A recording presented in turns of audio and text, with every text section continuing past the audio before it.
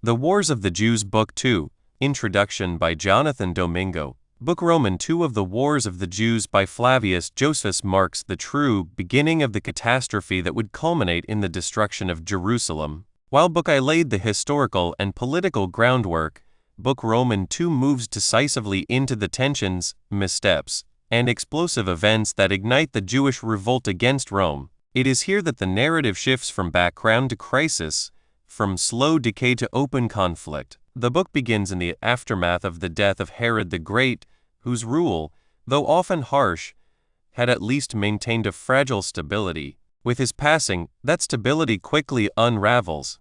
His kingdom is divided among his sons, including Archelaus, whose poor leadership and cruelty provoke unrest among the people. Josephus describes growing dissatisfaction, protests, and eventually violent disturbances which lead to Roman intervention. Archelaus is ultimately removed from power, and Judea comes more directly under Roman governance, a turning point that intensifies Jewish resentment. As Roman authority becomes more entrenched, a series of governors are appointed over Judea, some more capable than others. Among them, Josephus highlights figures whose misrule contributed significantly to the mounting crisis. One of the most notorious is Josephus Florus, whose greed, corruption, and brutality pushed the population to the brink. Florus's actions plundering the temple treasury and violently suppressing dissent are portrayed as not merely unjust, but deeply provocative, fueling anger and desperation among the people. At the same time, internal divisions within Jewish society become more pronounced. Josephus introduces various groups and factions, including those who advocate for peace and cooperation with Rome, and others who push for rebellion at any cost. Among the latter, movements such as the Zealots emerge, driven by a fierce desire for independence and a willingness to use violence to achieve it. These groups gain influence as tensions rise, often clashing not only with Roman forces but also with fellow Jews who oppose their methods. One of the defining features of Book Roman 2 is its portrayal of escalating unrest.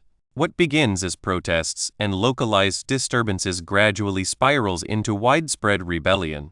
Josephus carefully traces how a series of decisions, both Roman and Jewish, combine to make conflict inevitable. Misjudgments, provocations, and retaliations build upon one another, creating a cycle that becomes increasingly difficult to break. A particularly significant moment comes with the outbreak of open hostilities.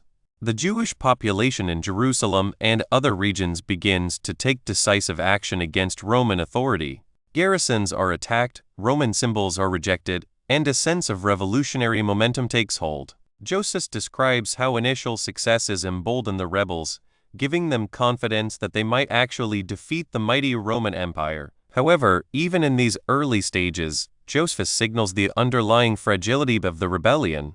The same internal divisions that weakened the nation in Book I continue to plague it here. Rival leaders compete for power, and unity remains elusive. Josephus presents this lack of cohesion as a critical flaw, one that will ultimately contribute to the failure of the revolt. The Roman response is swift and formidable. Commanders such as Cestius Gallus are sent to suppress the uprising. Although Gallus initially suffers setbacks, his campaign marks the beginning of a larger and more determined Roman effort to crush the rebellion. The stage is now set for the full-scale war that will unfold in the later books, culminating in the siege and destruction of Jerusalem under Titus. Throughout Book Roman 2, Josephus maintains a tone that is both descriptive and reflective. He does not simply recount events. He interprets them, often emphasizing the moral and spiritual dimensions of the conflict. For Josephus, the war is not only the political or military struggle, but also a consequence of deeper issues: pride, disobedience, and the breakdown of order within the nation. For readers, this book serves as a sobering exploration of how conflict escalates. It shows how a combination of external oppression and internal division can lead to disaster, even when initial intentions may seem justified. The progression from grievance to revolt is portrayed not as a single decision, but as a chain reaction of choices and circumstances. Book Roman 2 ultimately stands as the turning point in the Wars of the Jews. It is the moment when tension becomes action, when dissatisfaction becomes rebellion, And when the fate of Jerusalem begins to move rapidly toward its tragic conclusion, in its detailed and often dramatic account, Josephus invites readers to witness the unfolding of events that would change the course of Jewish history and to reflect on the forces that drive nations toward conflict and collapse. The Wars of the Jews, or the history of the destruction of Jerusalem, Book Roman 2, containing the interval of 69 years, from the death of Herod till Vespasian was sent to subdue the Jews by Nero. Chapter 1. Archelaus makes a funeral feast for the people on the account of Herod, after which a great tumult is raised by the multitude, and he sends the soldiers out upon them, who destroy about 3,000 of them. 1. Now the necessity which Archelaus was under of taking a journey to Rome was the occasion of new disturbances. For when he had mourned for his father 7 days, and had given a very expensive funeral feast to the multitude, which custom is the occasion of poverty to many of the Jews, because they are forced to feast the multitude. For if any one omits it, he is not esteemed a holy person. He put on a white garment, and went up to the temple, where the people accosted him with various acclamations. He also spake kindly to the multitude from an elevated seat and a throne of gold, and returned them thanks for the zeal they had shown about his father's funeral, and the submission they had made to him, as if he were already settled in the kingdom. But he told them withal, that he would not at present take upon him either the authority of a king, or the names thereto belonging, until Caesar, who is made lord of this whole affair by the testament, confirm the succession. For that when the soldiers would have set the diadem on his head at Jericho, he would not accept of it, but that he would make abundant requitals, not to the soldiers only, but to the people, for their alacrity and good will to him, when the superior lords the Romans should have given him a complete title to the kingdom, for that it should be his study to appear in all things better than his father. 2. Upon this the multitude were pleased, and presently made a trial of what he intended, by asking great things of him. For some made a clamor that he would ease them in their taxes, others that he would take off the duties upon commodities, and some that he would loose those that were in prison. In all which cases he answered readily to their satisfaction, in order to get the goodwill of the multitude. After which he offered the proper sacrifices, and feasted with his friends. And here it was that a great many of those that desired innovations came in crowds towards the evening, and began then to mourn on their own account, when the public mourning for the king was over. These lamented those that were put to death by Herod, because they had cut down the golden eagle that had been over the gate of the temple. Nor was this mourning of a private nature, but the lamentations were very great, the mourning solemn, and the weeping such, as was loudly heard all over the city, as being for those men who had perished for the laws of their country and for the temple. They cried out that a punishment ought to be inflicted for these men upon those that were honored by Herod, and that, in the first place, the men whom he had made high priest should be deprived, and that it was fit to choose a person of greater piety and purity than he was. 3. At these clamors Archelaus was provoked, but restrained himself from taking vengeance on the authors on account of the haste he was in of going to Rome, as fearing lest, upon his making war on the multitude, such an action might detain him at home.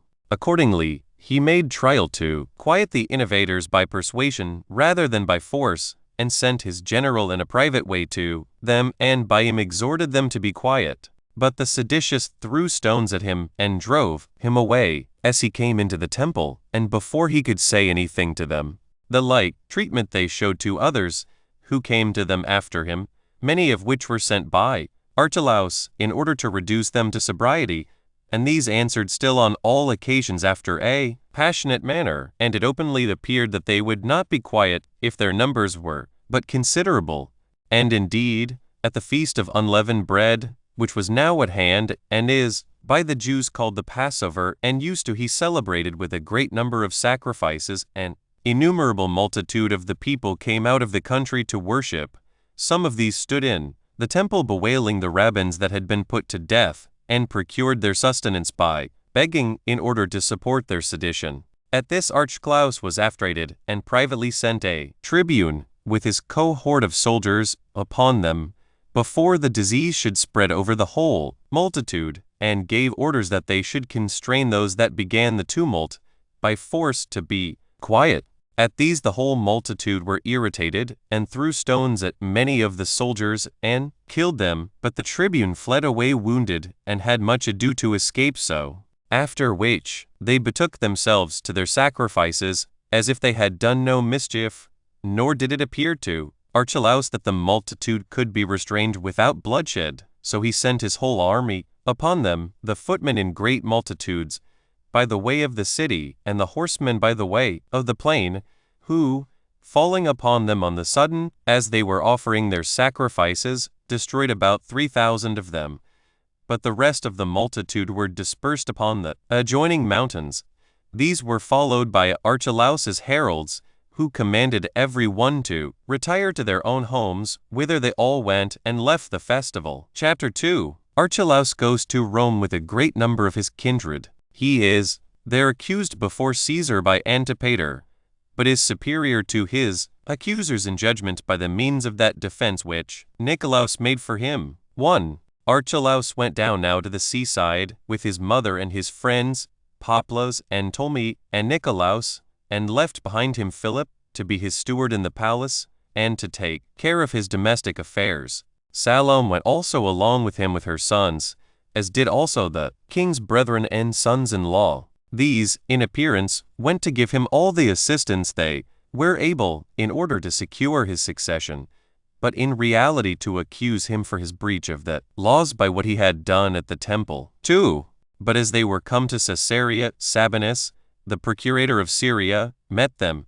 He was going up to Judea to secure Herod's effects, but Varus, president of Syria, who was come thither, restrained him from going any farther. This Varus Archelaus had sent for by the earnest entreaty of Ptolemy. At this time, indeed, Sabinus, to gratify Varus, neither went to the citadels, nor did he shut up the treasuries where his father's money was laid up, but promised that he would lie still until Caesar should have taken cognizance of the affair. So he abode at Caesarea. But as soon as those that were his hindrance were gone, when Varus was gone to Antioch, and Archelaus was sailed to Rome, he immediately went unto Jerusalem, and seized upon the palace. And when he had called for the governors of the citadels, and the stewards of the king's private affairs, he tried to sift out the accounts of the money, and to take possession of the citadels. But the governors of those citadels were not unmindful of the commands laid upon them by Archelaus, and continued to guard them, and said the custody of them rather belonged to Caesar than to Archelaus. 3. In the meantime, Antipas went also to Rome to strive for the kingdom, and to insist that the former testament, wherein he was named to be king, was valid before the latter testament. Salome had also promised to assist him, as had many of Archelaus's kindred, who sailed along with Archelaus himself also. He also carried along with him his mother and Ptolemy, the brother of Nicolaus, who seemed one of great weight on account of the great trust Herod put in him, he having been one of his most honored friends. However, Antipas depended chiefly upon Irenaeus, the orator, upon whose authority he had rejected such as advised him to yield to Archelaus, because he was his elder brother, and because the second testament gave the kingdom to him. The inclinations also of all Archelaus's kindred, who hated him, were removed to Antipas when they came to Rome, although in the first place every one rather desired to live under their own laws without a king, and to be under a Roman governor. But if they should fail in that point, these desired that Antipas might be their king. 4. Sabinus did also afford these his assistance to the same purpose by letters he sent, wherein he accused Archelaus before Caesar, and highly commended Antipas. Salome also, and those with her, put the crimes which they accused Archelaus of in order, and put them into Caesar's hands. And after they had done that, Archelaus wrote down the reasons of his claim, and, by Ptolemy, sent in his father's ring and his father's accounts. And when Caesar had maturely weighed by himself what both had to allege for themselves, as also had considered of the great burden of the kingdom, and largeness of the revenues, and withal the number of the children Herod had left behind him, and had moreover read the letters he had received from Varus and Sabinus on this occasion, he assembled the principal persons among the Romans together, in which assembly Caius, the son of Agrippa, and his daughter Julius, but by himself adopted for his own son, sat in the first seat, and gave the pleaders leave to speak. 5. Then stood up Salome's son, Antipater, who of all Archelaus's antagonists was the shrewdest pleader, and accused him in the following speech, that Archelaus did in words contend for the kingdom, but that in deeds he had long exercised royal authority, and so did but insult Caesar in desiring to be now heard on that account, since he had not stayed for his determination about the succession, and since he had suborned certain persons, after Herod's death, to move for putting the diadem upon his head, since he had set himself down in the throne, and given answers as a king, and altered the disposition of the army, and granted to some higher dignities, that he had also complied in all things with the people in the requests they had made to him as to their king, and had also dismissed those that had been put into bonds by his father for most important reasons. Now after all this, he desires the shadow of that royal authority, whose substance he had already seized to himself, and so hath made Caesar Lord, not of things, but of words.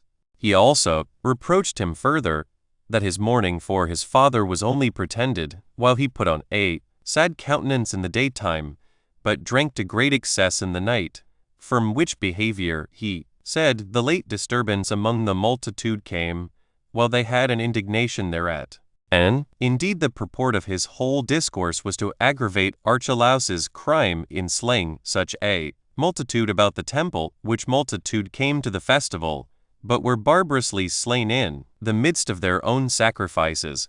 And he said there was such a vast number of dead bodies, heaped together in the temple, as even a foreign war that should come upon them suddenly, before it was denounced, could not have heaped together.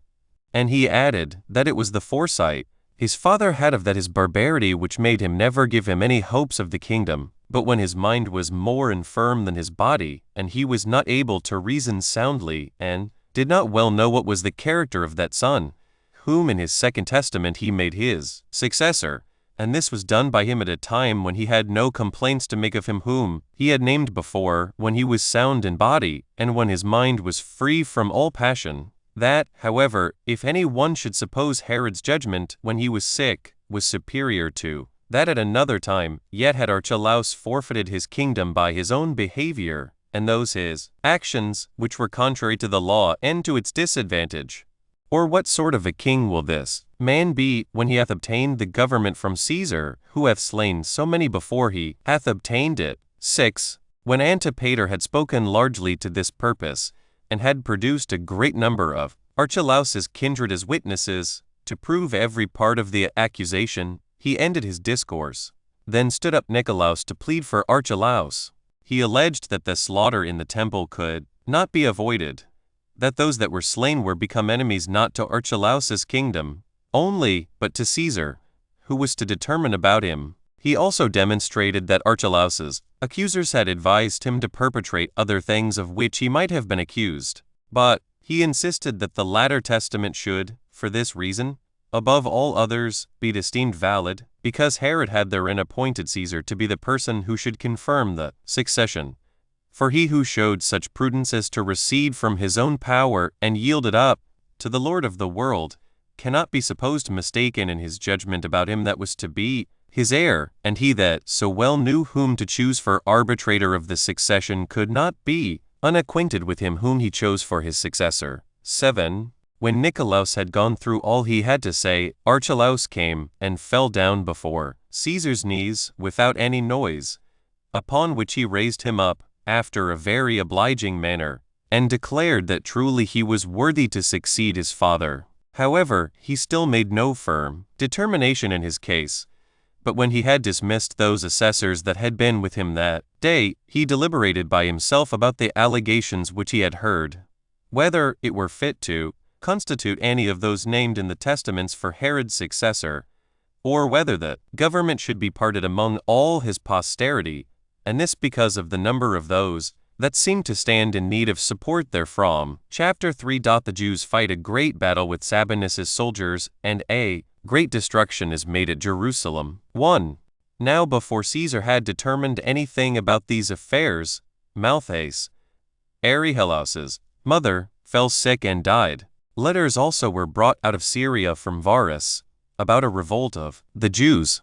This was foreseen by Varus, who accordingly, after Archelaus was sailed, went up to Jerusalem to restrain the promoters of the sedition, since it was manifest that the nation would not he at rest. So he left one of those legions which he brought with him out of Syria in the city, and went himself to Antioch. But Sabinus came, after he was gone, and gave them an occasion of making innovations, for he compelled the keepers of the citadels to deliver them up to him, and made a bitter search after the king's money, as depending not only on the soldiers which were left by Varus, but on the multitude of his own servants, all which he armed and used as the instruments of his covetousness. Now when that feast, which was observed after 7 weeks, and which the Jews called Pentecost, i.e. the 50th day, was at hand, its name being taken from the number of the days after the Passover, the people got together, but not on account of the accustomed divine worship, but of the indignation they had at the present state of affairs. Wherefore an immense multitude ran together, out of Galilee, and Idumea, and Jericho, and Perea, that was beyond Jordan, but the people that naturally belonged to Judea itself were above the rest, both in number and in the alacrity of the men. So they distributed themselves into 3 parts, and pitched their camps in 3 places, one at the north side of the temple, another at the south side, by the hippodrome, and the 3rd part were at the palace on the west. So they lay round about the Romans on every side, and besieged them. 2. Now Sabinus was affrighted, both at their multitude, and at their courage, and sent messengers to Varus continually, and besought him to come to his succor quickly, for that if he delayed, his legion would be cut to pieces. As for Sabinus himself, he got up to the highest tower of the fortress, which was called Phasaelus. It is of the same name with Herod's brother, who was destroyed by the Parthians. And then he made signs to the soldiers of that legion to attack the enemy, for his astonishment was so great that he durst not go down to his own men. Hereupon the soldiers were prevailed upon, and leaped out into the temple, and fought a terrible battle with the Jews, in which, while there were none over their heads to distress them, they were too hard for them by their skill, and the others' want of skill in war. But when once many of the Jews had gotten up to the top of the cloisters, and threw their darts downwards upon the heads of the Romans, there were a great many of them destroyed. Nor was it easy to avenge themselves upon those that threw their weapons from on high, nor was it more easy for them to sustain those who came to fight them hand to hand. 3. Since therefore the Romans were sorely afflicted by both these circumstances, they set fire to the cloisters, which were works to be admired, both on account of their magnitude and costliness. Whereupon those that were above them were presently encompassed with the flame, and many of them perished therein, as many of them also were destroyed by the enemy, who came suddenly upon them. Some of them also threw themselves down from the walls backward, and some there were who, from the desperate condition they were in, prevented the fire by killing themselves with their own swords. But so many of them as crept out from the walls and came upon the Romans were easily mastered by them, by reason of the astonishment they were under, until at last some of the Jews being destroyed, and others dispersed by the terror they were in, the soldiers fell upon the treasure of God, which W now deserted, and plundered about 400 talents, of which some Sabinus got together all that was not carried away by the soldiers. 4. However, this destruction of the works about the temple and of the men occasioned a much greater number, and those of a more warlike sort, to get together to oppose the Romans. These encompassed the palace round, and threatened to deploy all that were in it, unless they went their ways quickly, for they promised that Sabinus should come to no harm if he would go out with his legion. There were also a great many of the king's party who deserted the Romans and assisted the Jews, yet did the most warlike body of them all, who were 3,000 of the men of Sebast, go over to the Romans. Rufus also, and Gratus, their captains, did the same, Gratus having the foot of the king's party under him, and Rufus the horse, each of whom, even without the forces under them, were of great weight on account of their strength and wisdom, which turned the scales in war. Now the Jews in the siege and tried to break down walls of the fortress, and cried out to Sabinus and his party that they should go their ways and not prove a hindrance to them. Now they hoped, after a long time, to recover that ancient liberty which their forefathers had enjoyed. Sabinus indeed was well contented to get out of the danger he was in, but he distrusted the assurances the Jews gave him, and suspected such gentle treatment was but a bait laid as a snare for them. This consideration, together with the hopes he had of succor from Varus, made him bear the siege still longer. Chapter 4. Herod's veteran soldiers become tumultuous. The robberies of Judas, Simon, and Athronois take the name of king upon them. 1. At this time there were great disturbances in the country, and that in many places, and the opportunity that now offered itself induced a great many to set up for kings. And indeed in Idumea 2,000 of Herod's veteran soldiers got together, and armed and fought against those of the king's party, against whom Agabus, the king's first cousin, fought, and that out of some of the places that were the most strongly fortified, but so as to avoid a direct conflict with them in the plains. In Sepphoris also, a city of Galilee, there was one Judas the son of that arch-robber Hezekias, who formerly overran the country and had been subdued by King Herod. This man got no small multitude together, and brake open the place where the royal armor was laid up, and armed those about him, and attacked those that were so earnest to gain the dominion. 2. In Perea also, Simon, one of the servants to the king, relying upon the handsome appearance and tallness of his body, put a diadem upon his own head also. He also went about with a company of robbers that he had gotten together, and burnt down the royal palace that was at Jericho, and many other costly edifices besides, and procured himself very easily spoils by rapine, as snatching them out of the fire. And he had soon burnt down all the fine edifices, if Gratus, the captain of the foot of the king's party, had not taken the Traconite archers and the most warlike of Sebast and met the man. His footmen were slain in the battle in abundance. Gratus also cut to pieces Simon himself, as he was flying along a straight valley, when he gave him an oblique stroke upon his neck, as he ran away and brake it. The royal palaces that were near Jordan at Betharantha were also burnt down by some other of the seditious that came out of Perea. 3. At this time it was that a certain shepherd ventured to set himself up for a king. He was called Athrongeus. It was his strength of body that made him expect such a dignity, as well as his soul which despised death. And besides these qualifications, he had 4 brethren like himself.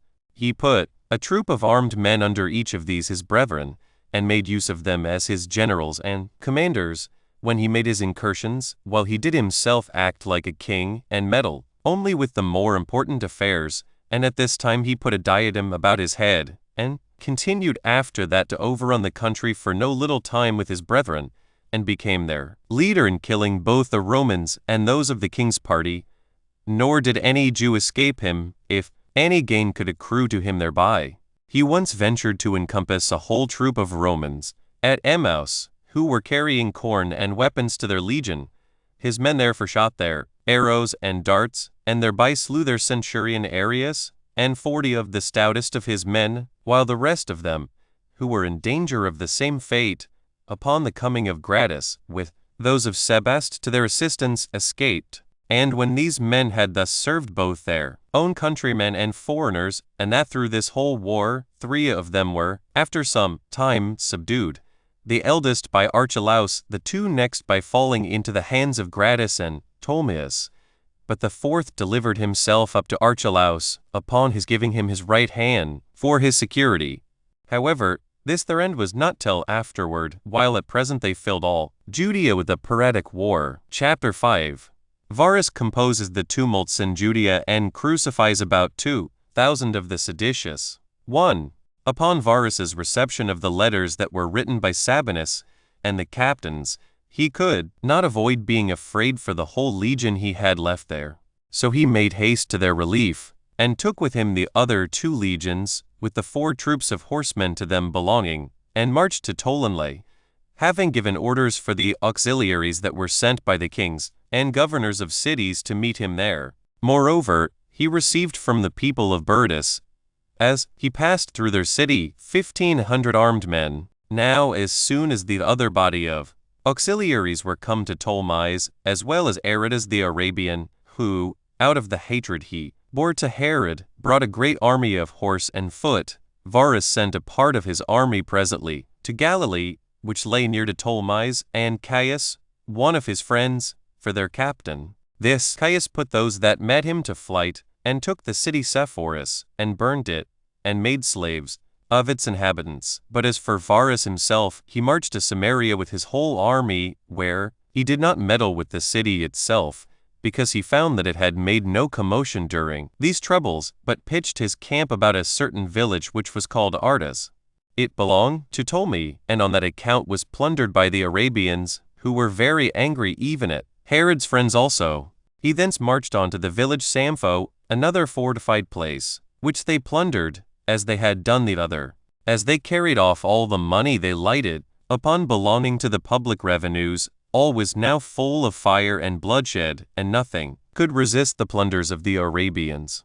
Emnaus was also burnt upon the flight of its inhabitants, and this at the command of Varus, out of his rage at the slaughter of those that were about Areas. 2. Thence he marched on to Jerusalem, and as soon as he was but seen by the Jews, he made their camps disperse themselves. They also went away, and fled up and down the country. But the citizens received him, and cleared themselves of having any hand in this revolt, and said that they had raised no commotions, but had only been forced to admit the multitude because of the festival, and that they were rather besieged together with the Romans than assisted those that had revolted. There had before this met him Joseph, the first cousin of Archelaus, and Gratus together with Rufus, who led those of Sebest, as well as the king's army. There also met him those of the Roman legion, armed after their accustomed manner. For as to Sabinus, he durst not come into Varus's sight, but was gone out of the city before this to the seaside. But Varus sent a part of his army into the country, against those that had been the authors of this commotion. And as they caught great numbers of them, those that appeared to have been the least concerned in these tumults he put into custody, but such as were the most guilty he crucified. These were in number about 2,000. 3. He was also informed that there continued in Idumea 10,000 men still in arms.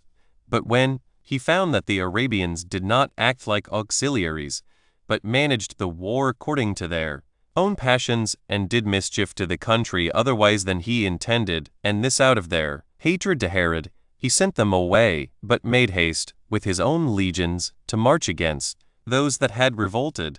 But these, by the advice of Josephus, delivered themselves up to him before it came to a battle. Then did Varus forgive the multitude their offenses, but sent their captains to Caesar to be examined by him.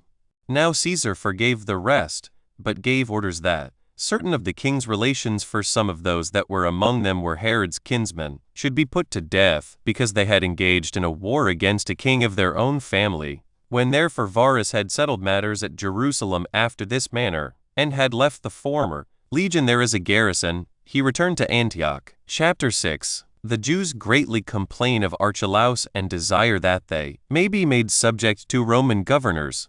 But when Caesar had heard what they had to say, he distributed Herod's dominions among his sons according to his own pleasure. 1. But now came another accusation from the Jews against Archelaus at Rome, which he was to answer to. It was made by those ambassadors who, before the revolt, had come, by Varus's permission, to plead for the liberty of their country.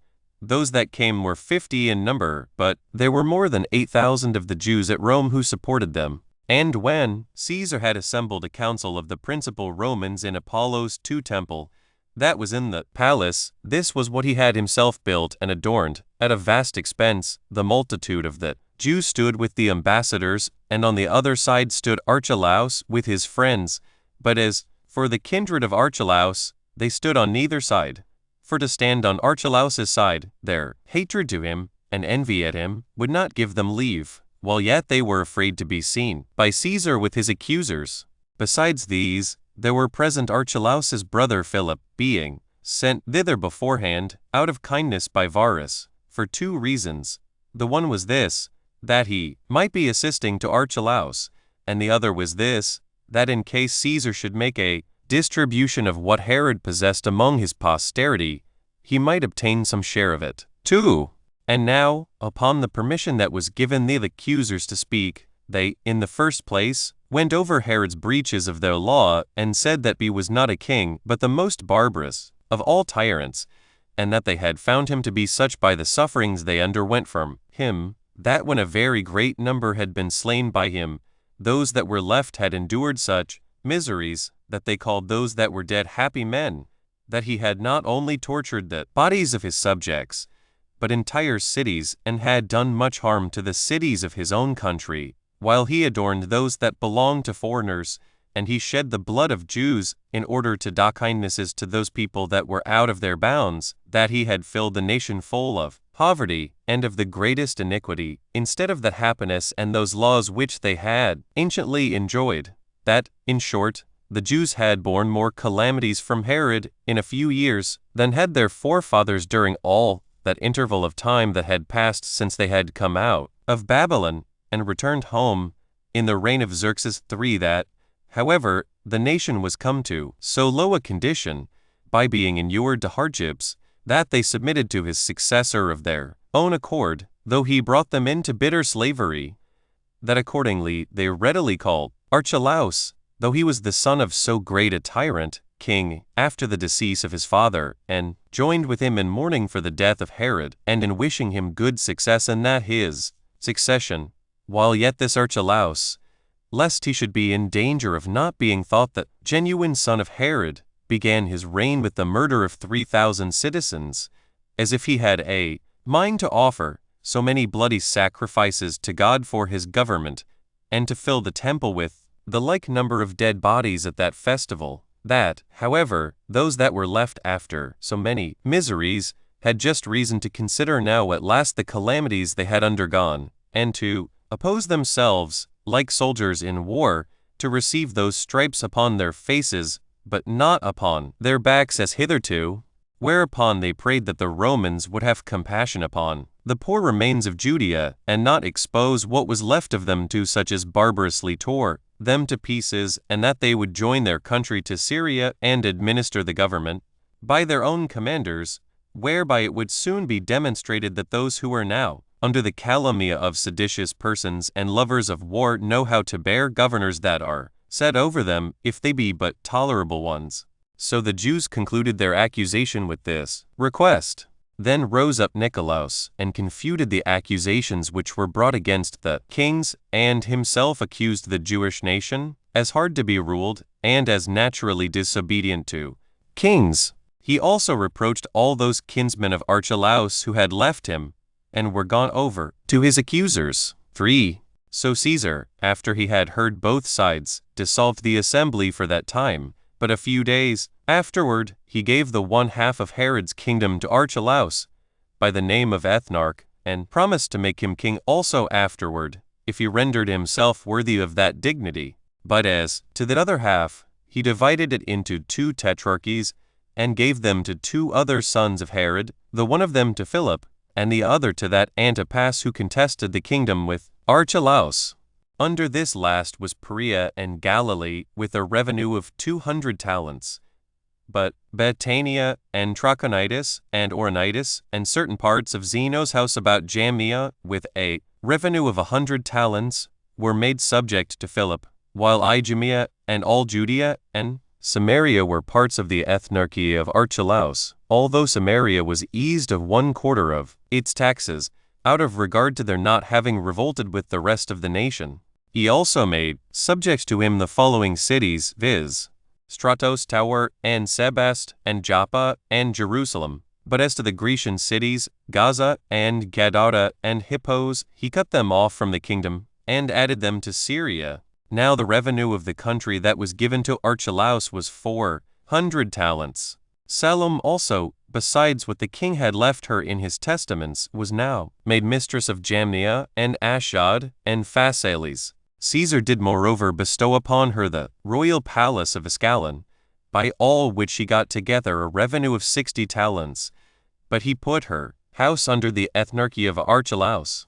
And for the rest of Herod's offspring they receive what was bequeathed to them in his testaments.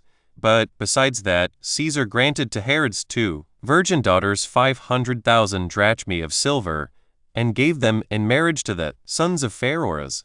But after this family distribution, he gave between them what had been bequeathed to him by Herod, which was 1,000 talents, reserving to himself only some inconsiderable presents, in honor of the deceased. Chapter 7. The history of the spurious Alexander.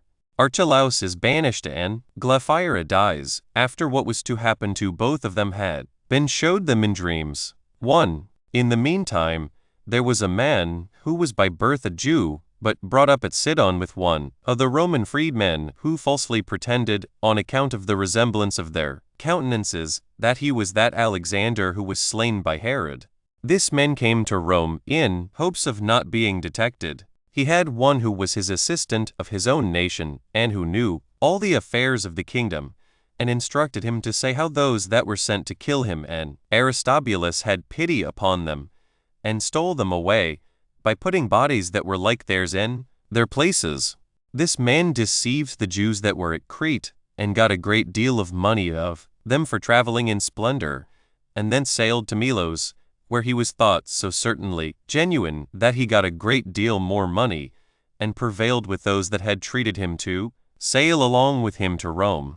So he landed at Dicearchia, Puteoli, and got very large presents from the Jews who dwelt there, and was conducted by his father's friends as if he were a king. Nay, the resemblance in his countenance procured him so much credit, that those who had seen Alexander, and had known him very well, would take their oaths that he was the very same person. Accordingly, the whole body of the Jews that were at Rome ran out in crowds to see him, and an innumerable multitude there was which stood in the narrow places through which he was carried, for those of Melos were so far distracted that they carried him in a sedan, and maintained a royal attendance for him at their own proper charges. 2. But Caesar, who knew perfectly well the lineaments of Alexander's face, because he had been accused by Herod before him, discerned the fallacy in his countenance, even before he saw that man. However, he suffered the agreeable fame that went of him to have some weight with him, and sent Celadus, one who well knew Alexander, and ordered him to bring the young men to him. But when Caesar saw him, he immediately discerned a difference in his countenance, and when he had discovered that his whole body was of a more robust texture, and like that of a slave, he understood the whole was a contrivance. But the impudence of what he said greatly provoked him to be angry at him.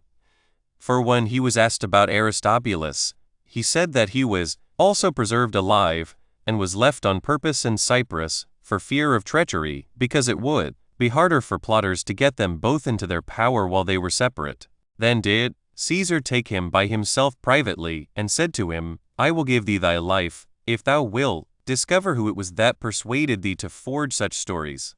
So he said that he would discover him, and followed Caesar, and pointed to that Jew who abused the resemblance of his face to get money, for that he had received more presents in every city than ever Alexander did when he was alive.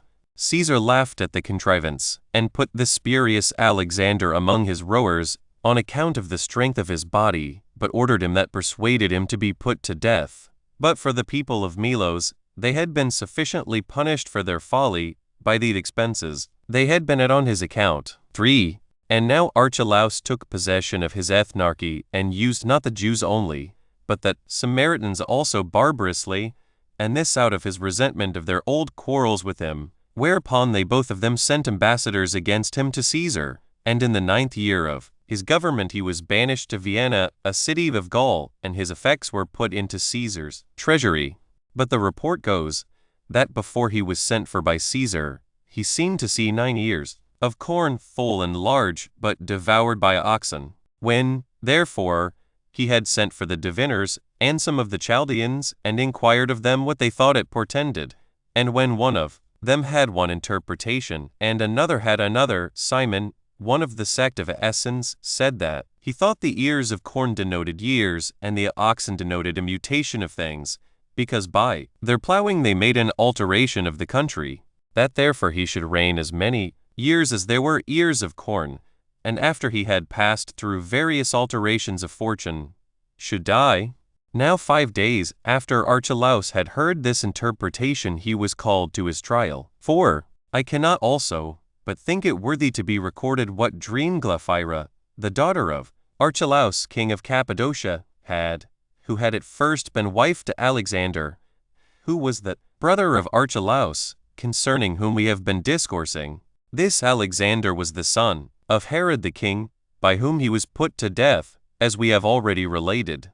This Glaphyra was married, after his death, to Juba, king of Libya, and, after his death, was returned home, and lived a widow with her father. Then it was that Archelaus the ethnarch saw her, and fell so deeply in love with her, that he divorced Mariamne, who was then his wife, and married her. When therefore she was come into Judea, and had been there for a little while, she thought she saw Alexander stand by her, and that he said to her, Thy marriage with the king of Libya might have been sufficient for thee, but thou wast not contented with him, but art returned again to my family, to a third husband, and him, thou impudent woman, hast thou chosen for thine husband, who is my brother. However, I shall not overlook the injury thou hast offered me. I shall soon have thee again, whether thou wilt or no. Now Glaphyra hardly survived the narration of this dream of hers 2 days. Chapter 8. Archelaus's ethnarchy is reduced into a Roman province. That sedition of Judas of Galilee. The 3 sects. 1. And now Archelaus's part of Judea was reduced into a province, and Coponius, one of the equestrian order among the Romans, was sent as a procurator, having the power of life and death put into his hands by Caesar. Under his administration it was that a certain Galilean, whose name was Judas, prevailed with his countrymen to revolt, and said they were cowards if they would endure to pay a tax to the Romans, and would after God submit to mortal men as their lords. This man was a teacher of a peculiar sect of his own, and was not at all like the rest of those their leaders. 2. For there are 3 philosophical sects among the Jews, the followers of the first of which are the Pharisees, of the second, the Sadducees, and the third sect, which pretends to a severe discipline, are called Essenes. These last are Jews by birth, and seem to have a greater affection for one another than the other sects have. These Essenes reject pleasures as an evil, but esteem continence and the conquest over our passions to be virtue. They neglect wedlock, but choose out other persons' children, while they are pliable and fit for learning, and esteem them to be of their kindred, and form them according to their own manners. They do not absolutely deny the fitness of marriage and the succession of mankind thereby continued, but they guard against the lascivious behavior of women, and are persuaded that none of them preserve their fidelity to one man. 3. These men are despisers of riches, and so very communicative as raises our admiration. Nor is there any one to be found among them who hath more than another, for it is a law among them that those who come to them must let what they have be common to the whole order, insomuch that among them all there is no appearance of poverty or excess of riches, but every one's possessions are intermingled with every other's possessions, and so there is, as it were, one patrimony among all the brethren. They think that oil is a defilement, and if any one of them be anointed without his own approbation, it is wiped off his body, for they think to be sweaty is a good thing, as they do also to be clothed in white garments. They also have stewards appointed to take care of their common affairs, who every one of them have no separate business for any, but what is for the uses of them all. 4. They have no one certain city, but many of them dwell in every city, and if any of their sect come from other places, what they have lies open for them, just as if it were their own, and they go into such as they never knew before, as if they had been ever so long acquainted with them, for which reason they carry nothing at all with them when they travel into remote parts, though still they take their weapons with them for fear of thieves. Accordingly, there is in every city where they live one appointed particularly to take care of strangers, and to provide garments and other necessaries for them. But the habit and management of their bodies is such as children use who are in fear of their masters, nor do they allow of the change of or of shoes till be first torn to pieces or worn out by time. Nor do they either buy or sell any thing to one another, but every one of them gives what he hath to him that wanteth it, and receives from him again in lieu of it what may be convenient for himself, and although there be no requital made, they are fully allowed to take what they want of whomsoever they please. 5. And as for their piety towards God, it is very extraordinary, for before sun rising they speak not a word about profane matters, but put up certain prayers which they have received from their forefathers, as if they made a supplication for its rising.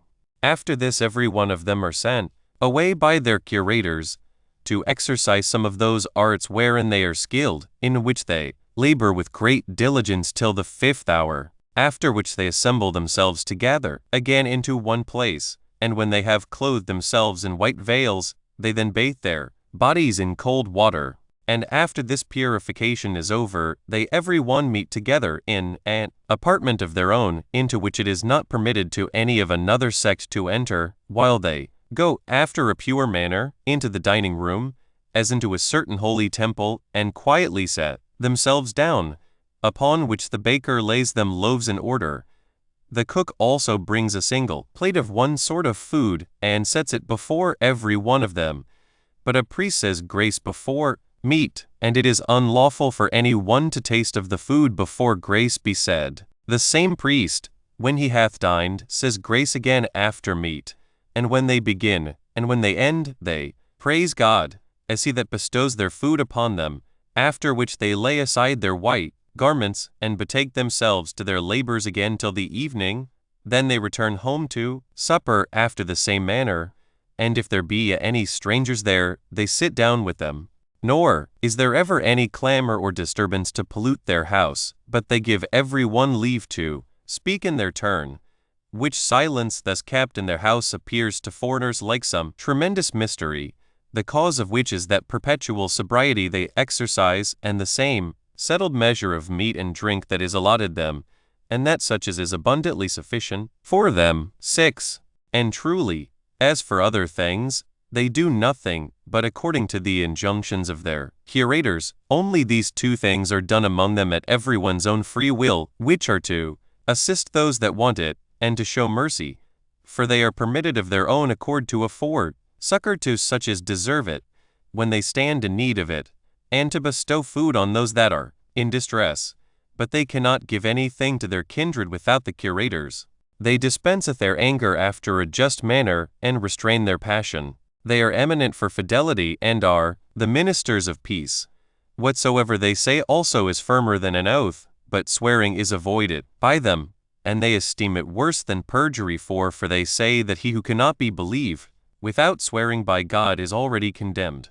They also take great pains in studying the writings of the ancients, and choose out of them what is most for the advantage of their soul and body, and they inquire after such roots and medicinal stones as may cure their distempers.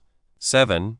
But now if any one hath a mind to come over to their sect, he is not immediately admitted, but he is prescribed the same method of living which they use for a year, while he continues excluded, and they give him also a small hatchet, and the forementioned girdle, and the white garment.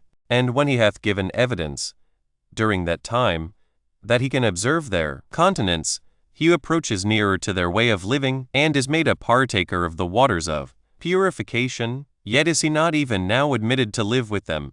For after this demonstration of his fortitude, his temper is tried 2 more years, and if he appear to be worthy, they then admit him into their society, and before he is allowed to touch their common food, he is obliged to take tremendous oaths, that, in the first place, he will exercise piety towards God, and then that he will observe justice towards men, and that he will do no harm to any one, either of his own accord, or by the command of others, that he will always hate the wicked, and be assistant to the righteous, that he will ever show fidelity to all men, and especially to those in authority, because no one obtains the government without God's assistance, and that if he be in authority, he will at no time whatever abuse his authority, nor endeavor to outshine his subjects either in his garments or any other finery, that he will be perpetually a lover of truth, and propose to himself to reprove those that tell lies,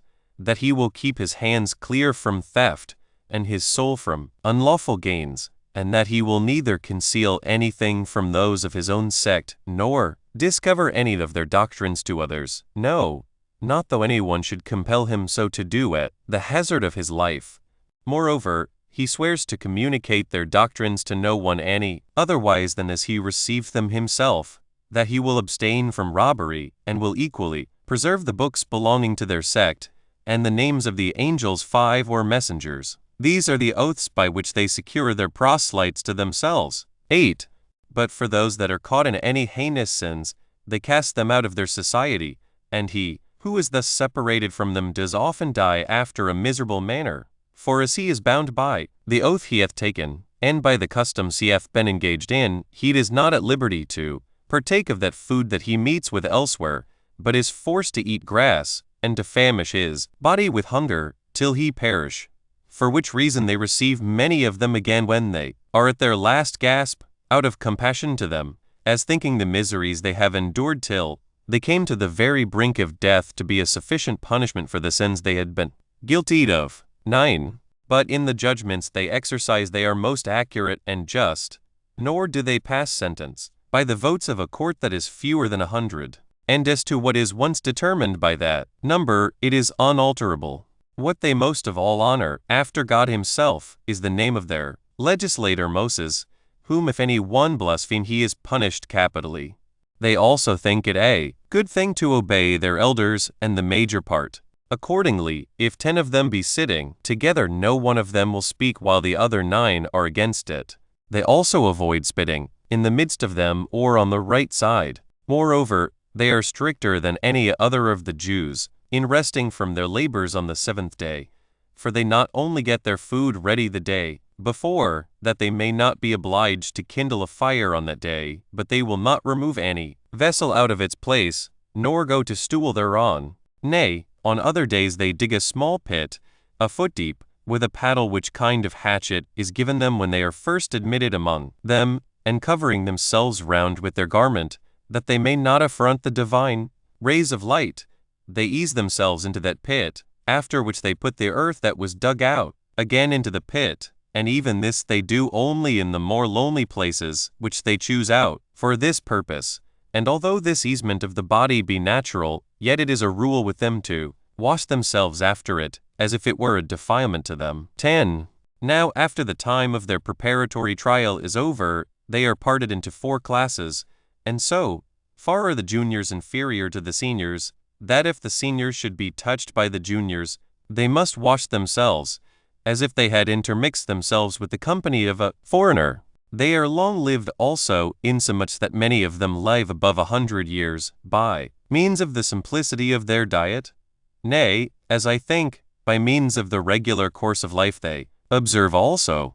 They contemn the miseries of life, and are above pain by the generosity of their mind. And as for death, if it will be for their glory, they esteem it better than living always, and indeed our war with the Romans gave abundant evidence what great souls they had in their trials, wherein, although they were tortured and distorted, burnt and torn to pieces, and went through all kinds of instruments of torment, that they might be forced either to blaspheme their legislator or to eat what was forbidden them, yet could they not be made to do either of them, no, nor once to flatter their tormentors, or to shed a tear, but they smiled in their very pains, and laughed those to scorn who inflicted the torments upon them, and resigned up their souls with great alacrity, as expecting to receive them again. 11. For their doctrine is this, that bodies are corruptible, and that the matter they are made of is not permanent, but that the souls are immortal, and continue forever,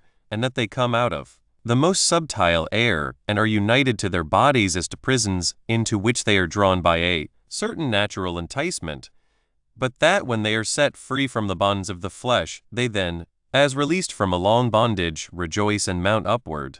And this is like the opinions of the Greeks, that good souls have their habitations beyond the ocean, in a region that is neither oppressed with storms of rain or snow, or with intense heat, but that this place is such as is refreshed by the gentle breathing of a west wind, that is perpetually blowing from the ocean, while they allot to bad souls a dark and tempestuous den, full of never-ceasing punishments. And indeed the Greeks seem to me to have followed the same notion, when they allot the islands of the blessed to their brave men, whom they call heroes and demigods, and to the souls of the wicked, the region of the ungodly, in Hades, where their fables relate that certain persons, such as Sisyphus and Tantalus and Ixion and Tityus, are punished, which is built on this first supposition that souls are immortal, and thence are those exhortations to virtue and dehortations from wickedness collected, whereby good men are bettered in the conduct of their life by that hope they have of reward after their death,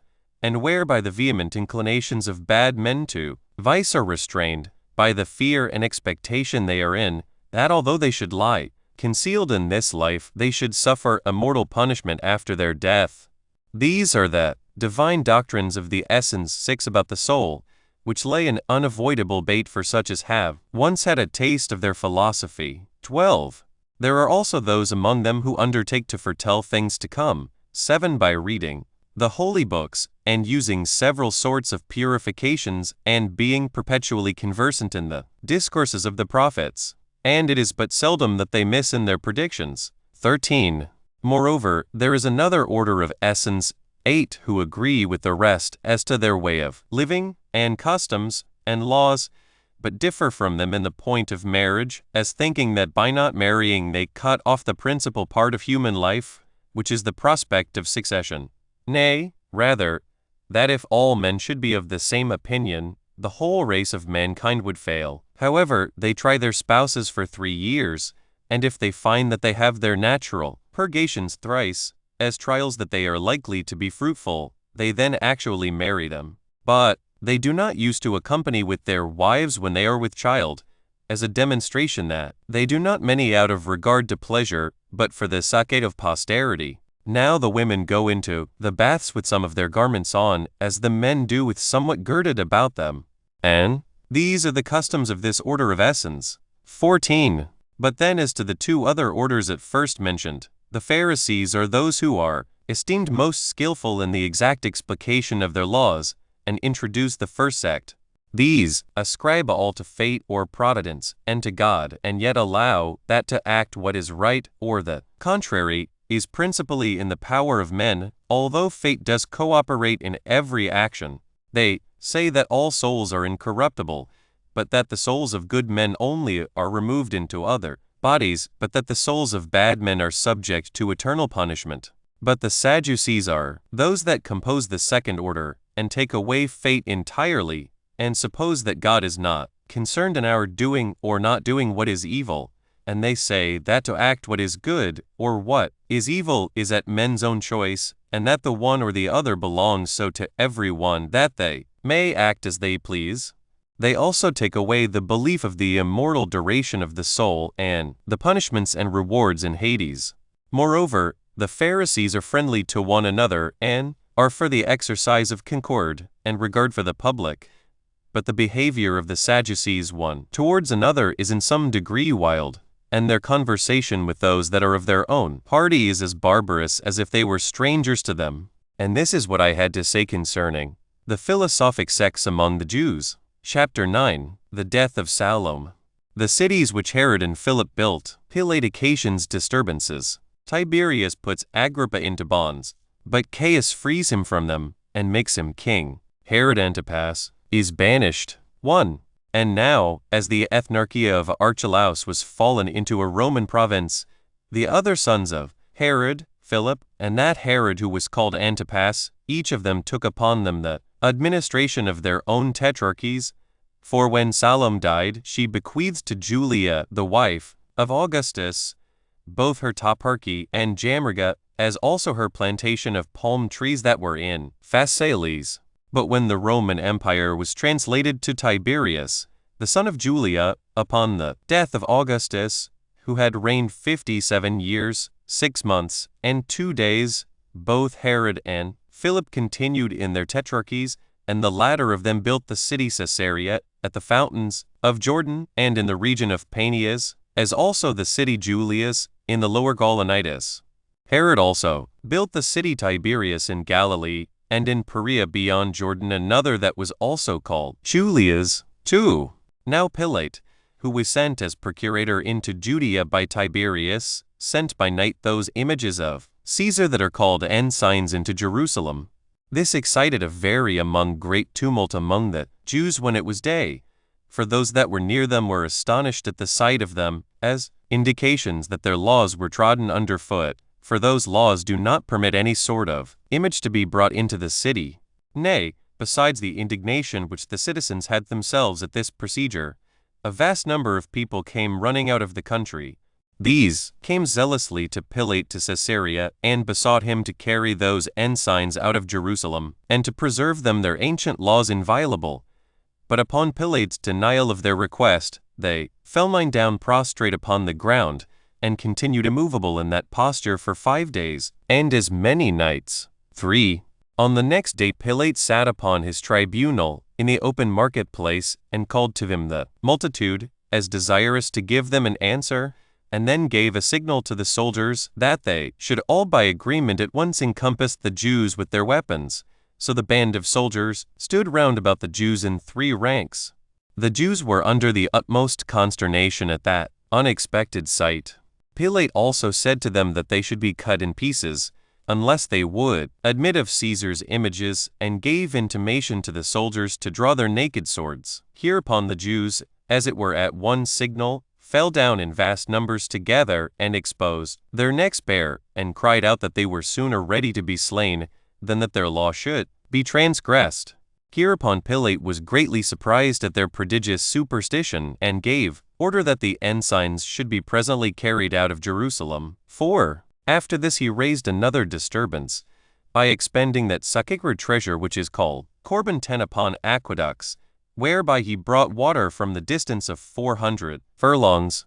At this the multitude had indignation, and when Pilate was come to Jerusalem, they came about his tribunal, and made a clamor at it. Now when he was apprised aforehand of this disturbance, he mixed his own soldiers in their armor with the multitude, and ordered them to conceal themselves under the habits of private men, and not indeed to use their swords, but with their staves to beat those that made the clamor. He then gave the signal from his tribunal to do as he had bidden them. Now the Jews were so sadly beaten, that many of them perished by the stripes they received, and many of them perished as trodden to death by themselves, by which means the multitude was astonished at the calamity of those that were slain, and held their peace. 5. In the meantime Agrippa, the son of that Aristobulus who had been slain by his father Herod, came to Tiberias to accuse Herod the Tetrarch, who, not admitting of his accusation, he stayed at Rome, and cultivated a friendship with others of the men of note, but principally with Caius the son of Germanicus, who was then but a private person. Now this Agrippa, at a certain time, feasted Caius, and as he was very complaisant to him on several other accounts, he at length stretched out his hands, and openly wished that Tiberius might die, and that he might quickly see him emperor of the world. This was told to Tiberius by one of Agrippa's domestics, who thereupon was very angry, and ordered Agrippa to be bound, and had him very ill-treated in the prison for 6 months, until Tiberius died, after he had reigned 22 years, 6 months, and 3 days. 6. But when Caius was made Caesar, he released Agrippa from his bonds, and made him king of Philip's tetrarchy, who was now dead. But when Agrippa had arrived at that degree of dignity, he inflamed the ambitious desires of Herod the Tetrarch, who was chiefly induced to hope for the royal authority by his wife Herodias, who reproached him for his sloth, and told him that it was only because he would not sail to Caesar that he was destitute of that great dignity, for since Caesar had made Agrippa a king from a private person, much more would he advance him from a tetrarch to that dignity. These arguments prevailed with Herod, so that he came to Caius, by whom he was punished for his ambition by being banished into Spain. For Agrippa followed him in order to accuse him, to whom also Caius gave his tetrarchy, by way of addition. So Herod died in Spain, whither his wife had followed him. Chapter 10. Caius commands that his statue should be set up in the temple itself, and what Petronius did thereupon. 1. Now Caius Caesar did so grossly abuse the fortune he had arrived at, as to take himself to be a god, and to desire to be so called also, and to cut off those of the greatest nobility out of his country. He also extended his impiety as far as the Jews, Accordingly, he sent Petronius with an army to Jerusalem to place his statues in the temple, 11, and commanded him that, in case the Jews would not admit of them, he should slay those that opposed it and carry all the rest of the nation into captivity. But God concerned himself with these his commands. However, Petronius marched out of Antioch into Judea with 3 legions and many Syrian auxiliaries. Now as to the Jews, some of them could not believe the stories that spake of a war, but those that did believe them were in the utmost distress how to defend themselves, and the terror diffused itself presently through them all, for the army was already come to Ptolemais. 2.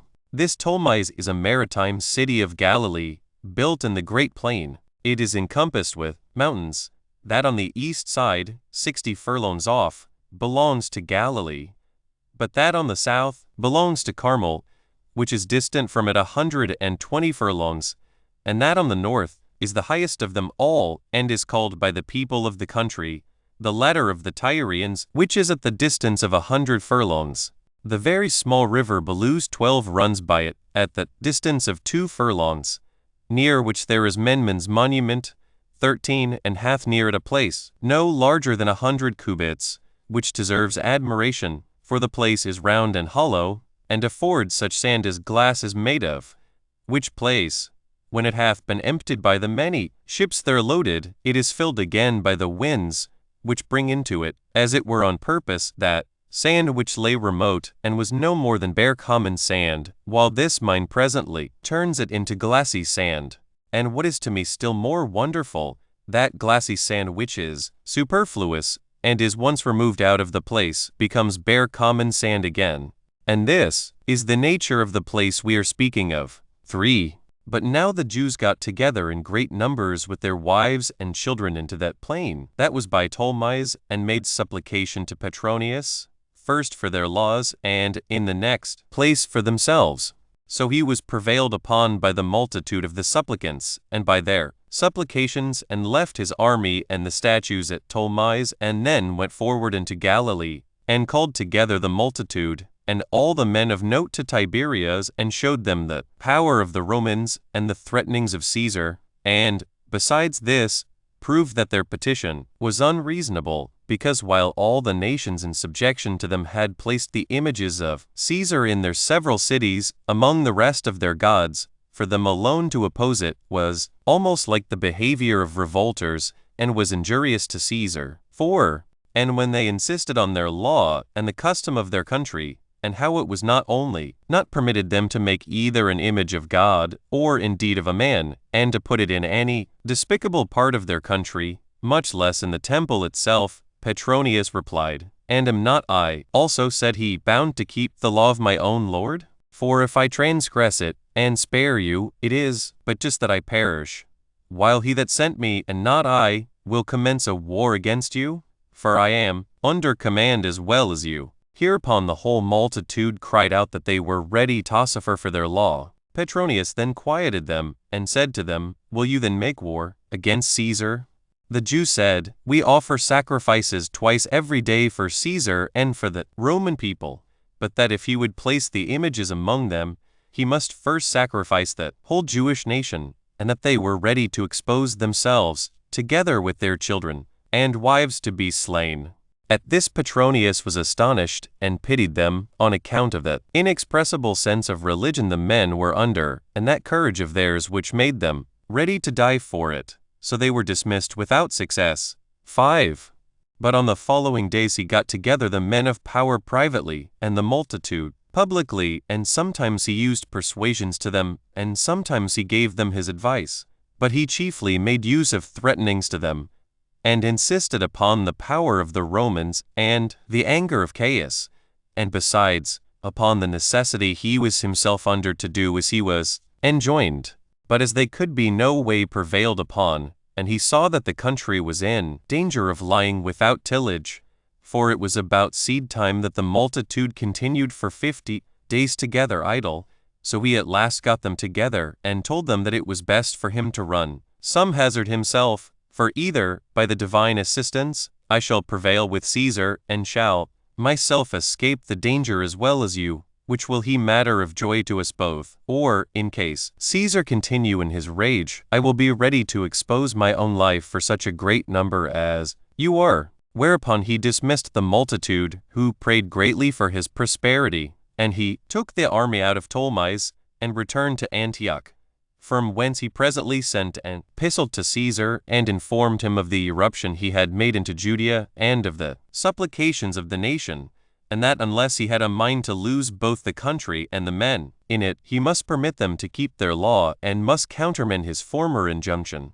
Caius answered that epistle in a violent way, and threatened to have Petronius put to death for his being so tardy in the execution of what he had commanded. But it happened that those who brought Caius's epistle were tossed by a storm, and were detained on the sea for 3 months, while others that brought the news of Caius's death had a good voyage. Accordingly Petronius received the epistle concerning Caius 27 days before he received that which was against himself. Chapter 11. Concerning the government of Claudius and the reign of Agrippa. Concerning the deaths of Agrippa and of Herod, and what children they both left behind them. 1. Now when Caius had reigned 3 years and 8 months, and had been slain by treachery, Claudius was hurried away by the armies that were at Rome to take the government upon him. But the Senate, upon the reference of the consuls, Saturninus and Pomponius Secundus, gave orders to the 3 regiments of soldiers that stayed with them to keep the city quiet, and went up into the capital in great numbers, and resolved to oppose Claudius by force on account of the barbarous treatment they had met with from Caius. And they determined either to settle the nation under an aristocracy, as they had of old been governed, or at least to choose by vote such a one for emperor as might be worthy of it. 2. Now it happened that at this time Agrippa sojourned at Rome, and that both the Senate called him to consult with them, and at the same time Claudius sent for him out of the camp, that he might be serviceable to him, as he should have occasion for his service. So he, perceiving that Claudius was in effect made Caesar already, went to him, who sent him as an ambassador to the Senate, to let them know what his intentions were, that, in the first place, it was without his seeking that he was hurried away by the soldiers, moreover, that he thought it was not just to desert those soldiers in such their zeal for him, and that if he should do so, his own fortune would be in uncertainty, for that it was a dangerous case to have been once called to the empire. He added further, that he would administer the government as a good prince, and not like a tyrant,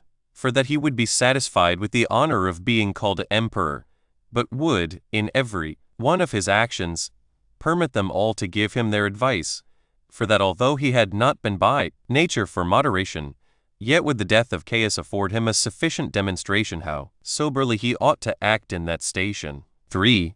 This message was delivered by Agrippa, to which the Senate replied, that since they had an army and the wisest counsels on their side, they would not endure a voluntary slavery. And, when Claudius heard what answer the Senate had made, he sent Agrippa to them again, with the following message, that he could not bear the thoughts of betraying them that had given their oaths to be true to him, and that he saw he must fight, though unwillingly, against such as he had no mind to fight, that, however, if it must come to that, it was proper to choose a place without the city for the war, because it was not agreeable to piety to pollute the temples of their own city with the blood of their own countrymen, and this only on occasion of their imprudent conduct. And when Agrippa had heard this message, he delivered it to the senators. 4. In the meantime, one of the soldiers belonging to the Senate drew his sword, and cried out, O my fellow soldiers, what is the meaning of this choice of ours to kill our brethren, and to use violence to our kindred that are with Claudius?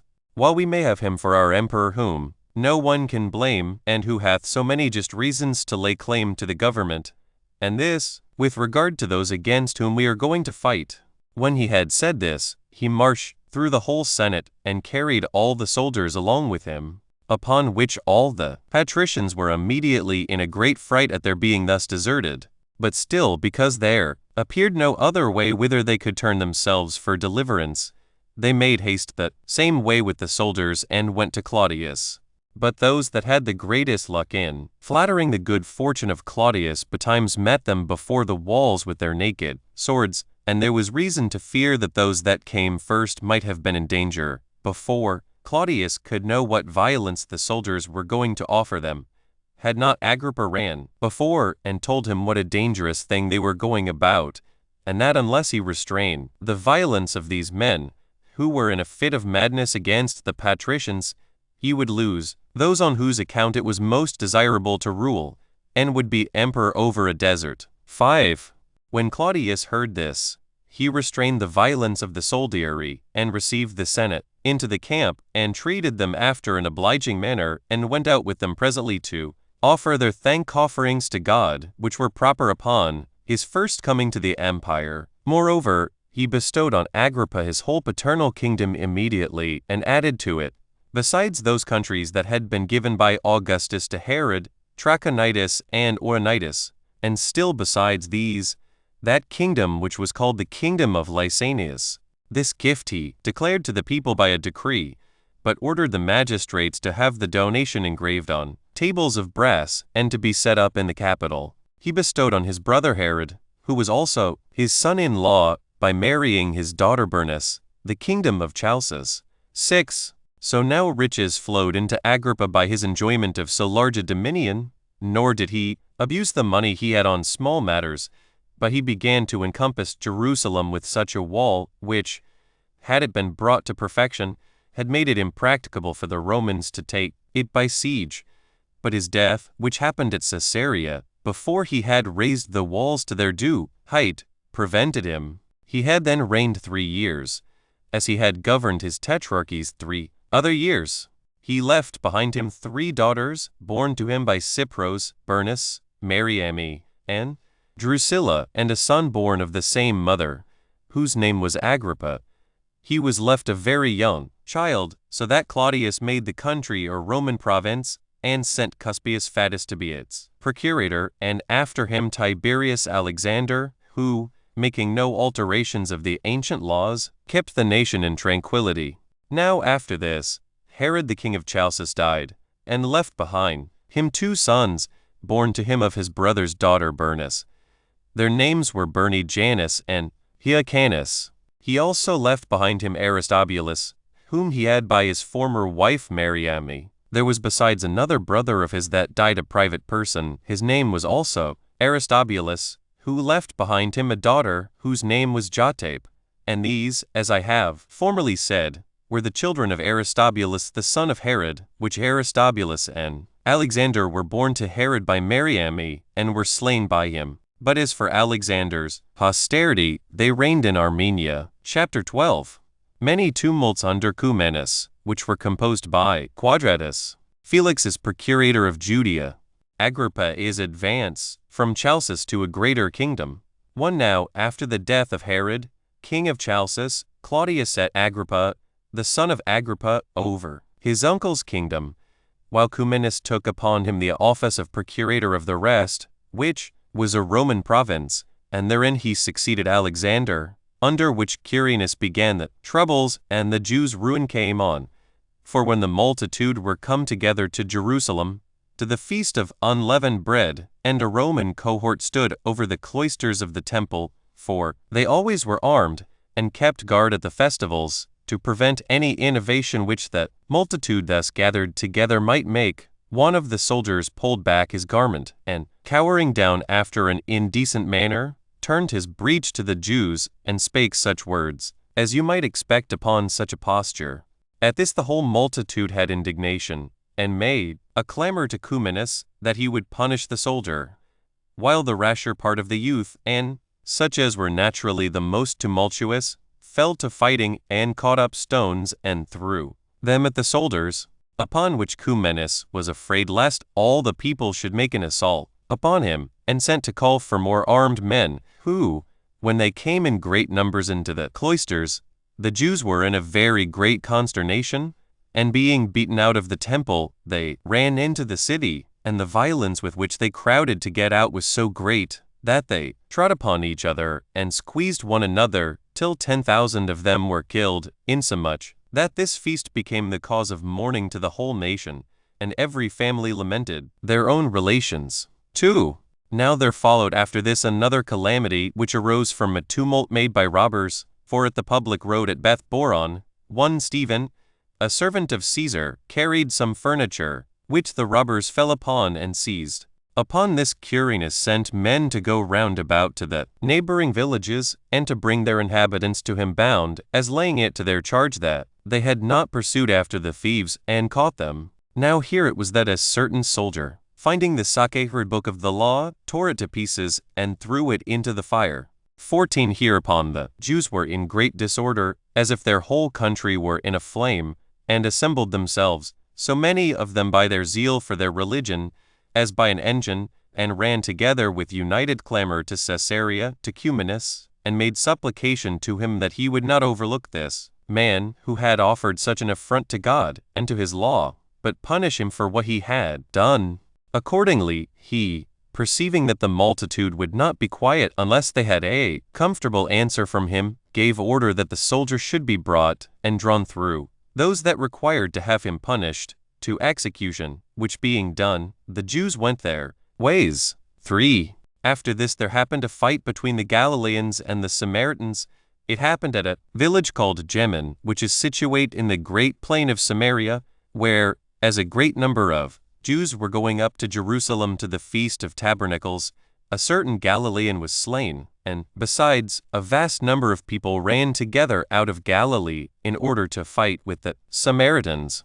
But the principal men among them came to Cumanus, and besought him that, before the evil became incurable, he would come into Galilee, and bring the authors of this murder to punishment, for that there was no other way to make the multitude separate without coming to blows. However, Cumanus postponed their supplications to the other affairs he was then about, and sent the petitioners away without success. 4. But when the affair of this murder came to be told at Jerusalem, it put the multitude into disorder, and they left the feast, and without any generals to conduct them, they marched with great violence to Samaria, nor would they be ruled by any of the magistrates that were set over them, but they were managed by one Eleazar, the son of Dineus, and by Alexander. In these, their thievish and seditious attempts, these men fell upon those that were ill the neighborhood of the Acrabatine toparchy, and slew them, without sparing any age, and set the villages on fire. 5. But Cumanus took one troop of horsemen, called the troop of Sebast, out of Caesarea, and came to the assistance of those that were spoiled. He also seized upon a great number of those that followed Eleazar, and slew more of them. And as for the rest of the multitude of those that went so zealously to fight with the Samaritans, the rulers of Jerusalem ran out clothed with sackcloth, and having ashes on their head, and begged of them to go their ways, lest by their attempt to revenge themselves upon the Samaritans they should provoke the Romans to come against Jerusalem, to have compassion upon their country and temple, their children and their wives, and not bring the utmost dangers of destruction upon them, in order to avenge themselves upon one Galilean only.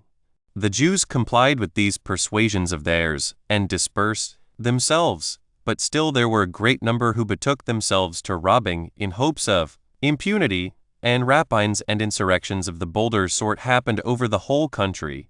And the men of power among the Samaritans came to Tyre, to Amidinus Quadratus, 15, the president of Syria, and desired that they that had laid waste the country might be punished. That great men also of the Jews, and Jonathan the son of Ananus the high priest, came thither, and said that the Samaritans were the beginners of the disturbance, on account of that murder they had committed, and that Cumanus had given occasion to what had happened, by his unwillingness to punish the original authors of that murder. 6. But Quadratus put both parties off for that time, and told them that when he should come to those places, he would make a diligent inquiry after every circumstance. After which he went to Caesarea, and crucified all those whom Cumanus had taken alive. And when from thence he was come to the city Lydda, he heard the affair of the Samaritans, and sent for 18 of the Jews, whom he had learned to have been concerned in that fight, and beheaded them. But he sent 2 others of those that were of the greatest power among them, and both Jonathan and Ananias, the high priests, as also Artanus the son of this Ananias, and certain others that were eminent among the Jews, to Caesar, as he did in like manner by the most illustrious of the Samaritans. He also ordered that Quirinus the procurator and Celer the tribune should sail to Rome in order to give an account of what had been done to Caesar. When he had finished these matters, he went up from Lydda to Jerusalem, and finding the multitude celebrating their feast of unleavened bread without any tumult, he returned to Antioch. 7. Now when Caesar at Rome had heard what Cumanus and the Samaritans had to say, where it was done in the hearing of Agrippa, who zealously espoused the cause of the Jews, as in like manner many of the great men stood by Cumanus, he condemned the Samaritans, and commanded that 3 of the most powerful men among them should be put to death. He banished Cumanus, and sent Culler bound to Jerusalem, to be delivered over to the Jews to be tormented, that he should be drawn round the city and then beheaded. 8. After this Caesar sent Felix, 16 the brother of Pallas, to be procurator of Galilee, and Samaria, and Perea, and removed Agrippa from Chalcis unto a greater kingdom. For he gave him the tetrarchy which had belonged to Philip, which contained Batany, Trachonitis, and Gaulonitis. He added to it the kingdom of Lysanias, and that province Abilene which Varus had governed. But Claudius himself, when he had administered the government 13 years, 8 months, and 20 days, died, and left Nero to be his successor in the empire, whom he had adopted by his wife Agrippina's delusions, in order to be his successor, although he had a son of his own, whose name was Britannicus, by Messalina his former wife, and a daughter, whose name was Octavia, whom he had married to Nero. He had also another daughter by Paetina, whose name was Antonia. Chapter 13. Nero adds 4 cities to Agrippa's kingdom, but the other parts of Judea were under Felix. The disturbances which were raised by the Sicarii the magicians and an Egyptian false prophet, that Jews and Syrians have a contest at Caesarea. 1. Now, as to the many things in which Nero acted like a madman, out of the extravagant degree of the felicity and riches which he enjoyed, and by that means used his good fortune to the injury of others, and after what manner he slew his brother and wife and mother, from whom his barbarity spread itself to others that were most nearly related to him, and how, at last, he was so distracted that he became an actor in the scenes, and upon the theater. I omit to say any more about them, because there are writers enough upon those subjects everywhere, but I shall turn myself to those actions of his time in which the Jews were concerned. 2. Nero therefore bestowed the kingdom of the Lesser Armenia upon Aristobulus, Herod's son. 17. And he added to Agrippa's kingdom 4 cities, with the toparchies to them belonging, I mean Abila, and that Julia's which is in Perea, Tarichea also, and Tiberias of Galilee. But over the rest of Judea he made Felix procurator. This Felix took Eleazar the archrobber, and many that were with him, alive, when they had ravaged the country for 20 years together, and sent them to Rome. But as to the number of the robbers whom he caused to be crucified, and of those who were caught among them, and whom he brought to punishment, they were a multitude not to be enumerated. 3. When the country was purged of these, there sprang up another sort of robbers in Jerusalem, which were called Sicarii, who slew men in the daytime, and in the midst of the city. This they did chiefly at the festivals, when they mingled themselves among the multitude, and concealed daggers under their garments, with which they stabbed those that were their enemies, and when any fell down dead, the murderers became a part of those that had indignation against them, by which means they appeared persons of such reputation that they could by no means be discovered. The first man who was slain by them was Jonathan the high priest, after whose death many were slain every day, while the fear men were in of being so served was more afflicting than the calamity itself, and while every body expected death every hour, as men do in war, so men were obliged to look before them, and to take notice of their enemies at a great distance, nor, if their friends were coming to them, durst they trust them any longer. But in the midst of their suspicions and guarding of themselves, they were slain. Such was the celerity of the plotters against them, and so cunning was their contrivance. 4. There was also another body of wicked men gotten together, not so impure in their actions, but more wicked in their intentions, which laid waste the happy state of the city no less than did these murderers. These were such men as deceived and deluded the people under pretense of divine inspiration, but were for procuring innovations and changes of the government, and these prevailed with the multitude to act like madmen, and went before them into the wilderness, as pretending that God would there show them the signals of liberty. But Felix thought this procedure was to be the beginning of a revolt, so he sent some horsemen and footmen both armed, who destroyed a great number of them. 5. But there was an Egyptian false prophet that did the Jews more mischief than the former, for he was a cheat, and pretended to be a prophet also, and got together 30,000 men that were deluded by him. These he led round about from the wilderness to the mount which was called the Mount of Olives, and was ready to break into Jerusalem by force from that place, and, if he could but once conquer the Roman garrison and the people, he intended to domineer over them by the assistance of those guards of his that were to break into the city with him. But Felix prevented his attempt, and met him with his Roman soldiers, while all the people assisted him in his attack upon them, insomuch that when it came to a battle, the Egyptian ran away, with a few others, while the greatest part of those that were with him were either destroyed or taken alive. But the rest of the multitude were dispersed every one to their own homes, and there concealed themselves. 6.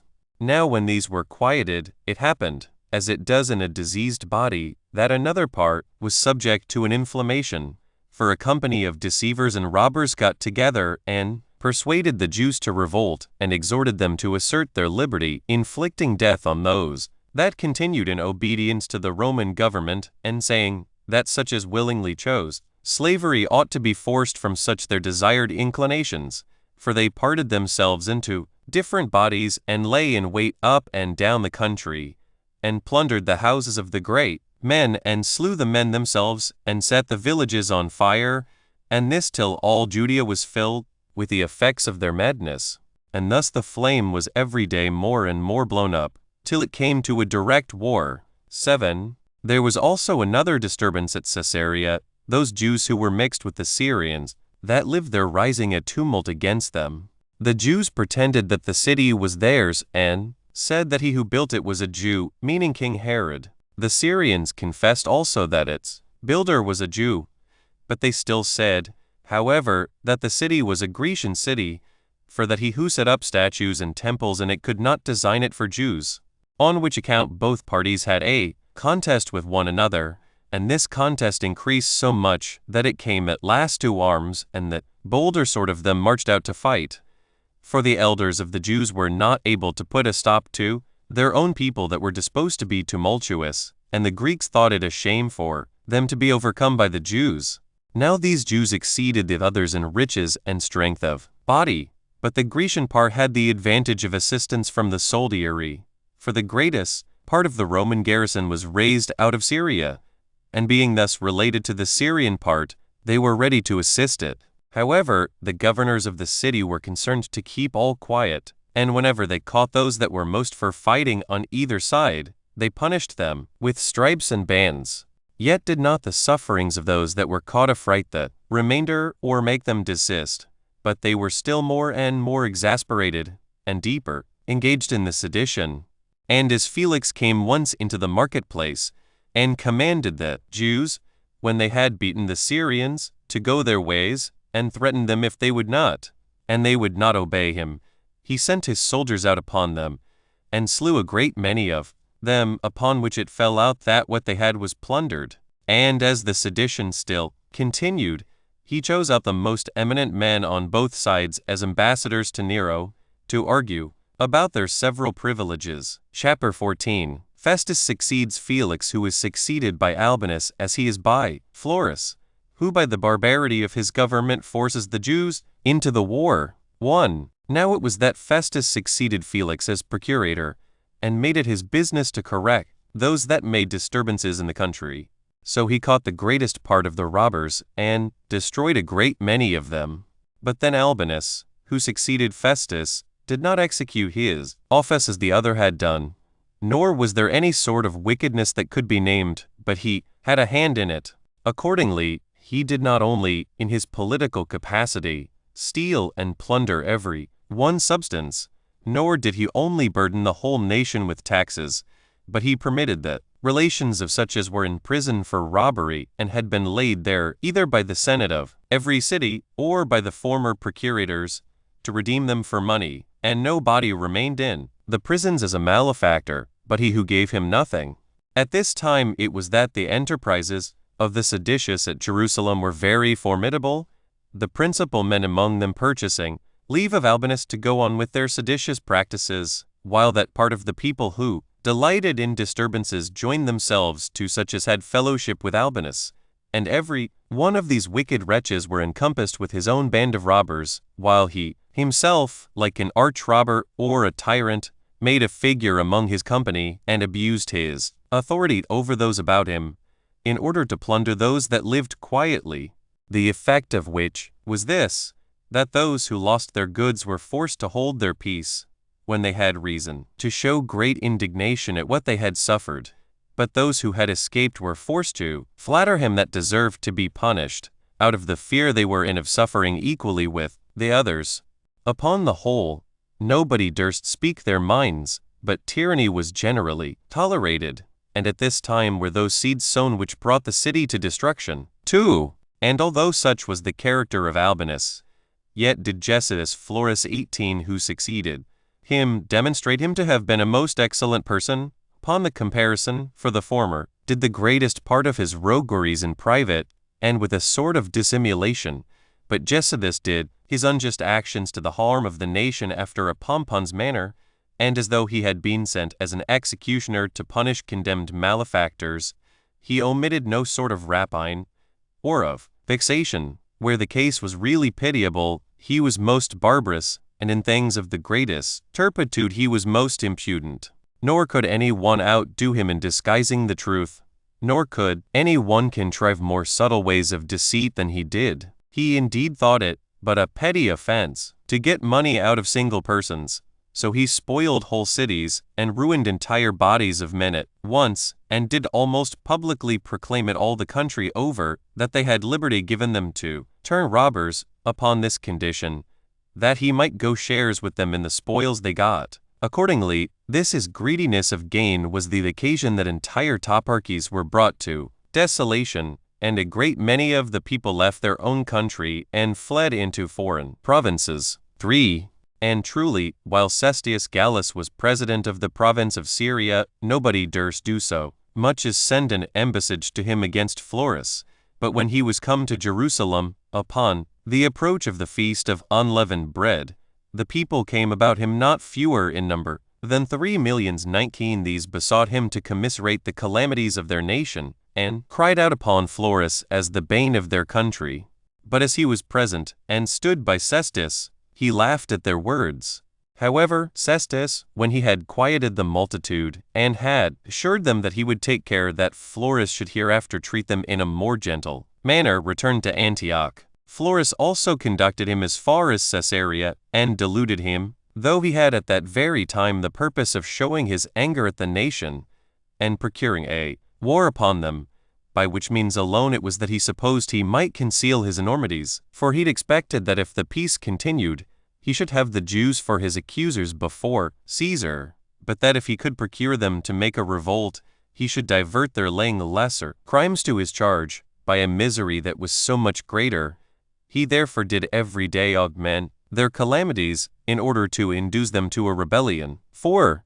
Now at this time it happened that the Grecians at Caesarea had been too hard for the Jews, and had obtained of Nero the government of the city, and had brought the judicial determination. At the same time began the war in the 12th year of the reign of Nero, and the 17th of the reign of Agrippa, in the month of Artemisin's Jar. Now the occasion of this war was by no means proportionable to those heavy calamities which it brought upon us. For the Jews that dwelt at Caesarea had a synagogue near the place, whose owner was a certain Caesarean Greek. The Jews had endeavored frequently to have purchased the possession of the place, and had offered many times its value for its price.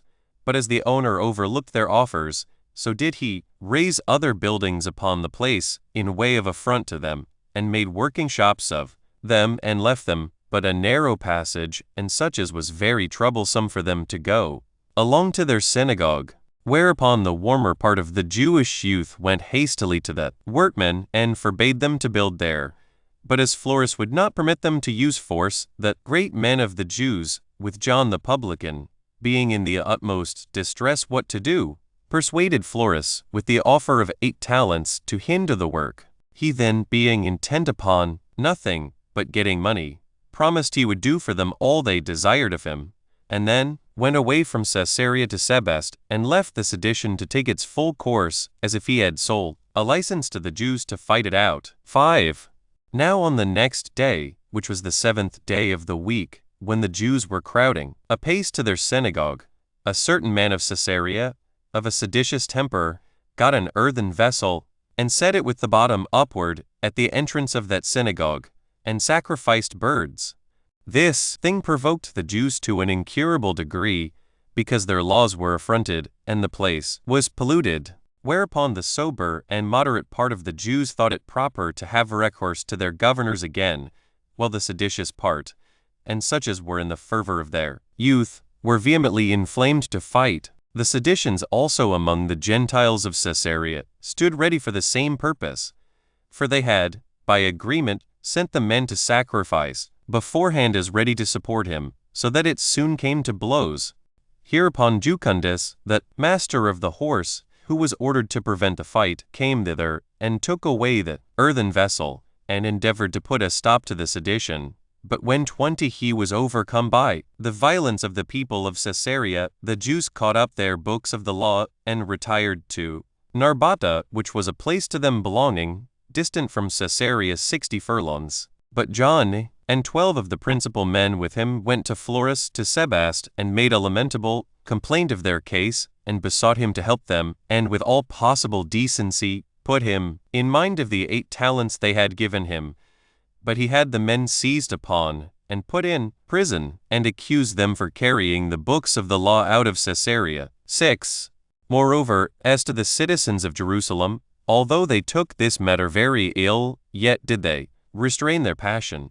But Florus acted herein as if he had been hired, and blew up the war into a flame, and sent some to take 17 talents out of the sacred treasure, and pretended that Caesar wanted them. At this the people were in confusion immediately, and ran together to the temple with prodigious clamors, and called upon Caesar by name, and besought him to free them from the tyranny of Florus. Some also of the seditious cried out upon Florus, and cast the greatest reproaches upon him, and carried a basket about, and begged some spills of money for him, as for one that was destitute of possessions and in a miserable condition. Yet was not he made ashamed hereby of his love of money, but was more enraged, and provoked to get still more, and instead of coming to Caesarea, as he ought to have done, and quenching the flame of war which was beginning thence, and so taking away the occasion of any disturbances, on which account it was that he had received a reward of 8 talents, he marched hastily with an army of horsemen and footmen against Jerusalem, that he might gain his will by the arms of the Romans, and might, by his terror and by his threatenings, bring the city into subjection. 7. But the people were desirous of making Florus ashamed of his attempt, and met his soldiers with acclamations, and put themselves in order to receive him very submissively. But he sent Capito, a centurion, beforehand, with 50 soldiers, to bid them go back, and not now make a show of receiving him in an obliging manner, whom they had so foully reproached before, and said that it was incumbent on them, in case they had generous souls, and were free speakers, to jest upon him to his face, and appeared to be lovers of liberty, not only in words, but with their weapons also. With this message was the multitude amazed, and upon the coming of Capito's horsemen into the midst of them, they were dispersed before they could salute Florus, or manifest their submissive behavior to him. Accordingly, they retired to their own houses, and spent that night in fear and confusion of face. 8. Now at this time Florus took up his quarters at the palace, and on the next day he had his tribunal set before it, and sat upon it, when the high priests, and the men of power, and those of the greatest eminence in the city, came all before that tribunal, upon which Florus commanded them to deliver up to him those that had reproached him, and told them that they should themselves partake of the vengeance to them belonging, if they did not produce the criminals. But these demonstrated that the people were peaceably disposed, and they begged forgiveness for those that had spoken amiss, for that it was no wonder at all that in so great a multitude there should be some more daring than they ought to be, and, by reason of their younger age, foolish also, and that it was impossible to distinguish those that offended from the rest, while every one was sorry for what he had done, and denied it out of fear of what would follow, that he ought, however, to provide for the peace of the nation, and to take such counsels as might preserve the city for the Romans, and rather for the sake of a great number of innocent people to forgive a few that were guilty, than for the sake of a few of the wicked to put so large and good a body of men into disorder. 9. Florus was more provoked at this, and called out aloud to the soldiers to plunder that which was called the upper market-place, and to slay such as they met with. So the soldiers, taking this exhortation of their commander in a sense agreeable to their desire of gain, did not only plunder the place they were sent to, but forcing themselves into every house, they slew its inhabitants. So the citizens fled along the narrow lanes, and the soldiers slew those that they caught, and no method of plunder was omitted. They also caught many of the quiet people, and brought them before Florus, whom he first chastised with stripes, and then crucified. Accordingly, the whole number of those that were destroyed that day, with their wives and children, for they did not spare even the infants themselves, was about 3,600. And what made this calamity the heavier was this new method of Roman barbarity, for Florus ventured then to do what no one had done before, that is, to have men of the equestrian order whipped 21 and nailed to the cross before his tribunal, who, although they were by birth Jews, yet were they of Roman dignity notwithstanding. Chapter 15. Concerning Bernus's petition to Florus to spare the Jews, but in vain, as also how after the seditious flame was quenched, it was kindled again by Florus. 1. About this very time King Agrippa was going to Alexandria to congratulate Alexander upon his having obtained the government of Egypt from Nero. But as his sister Bernice was come to Jerusalem, and saw the wicked practices of the soldiers, she was sorely affected at it, and frequently sent the masters of her horse and her guards to Florus, and begged of him to leave off these slaughters. But he would not comply with her request, nor have any regard either to the multitude of those already slain, or to the nobility of her that interceded, but only to the advantage he should make by this plundering.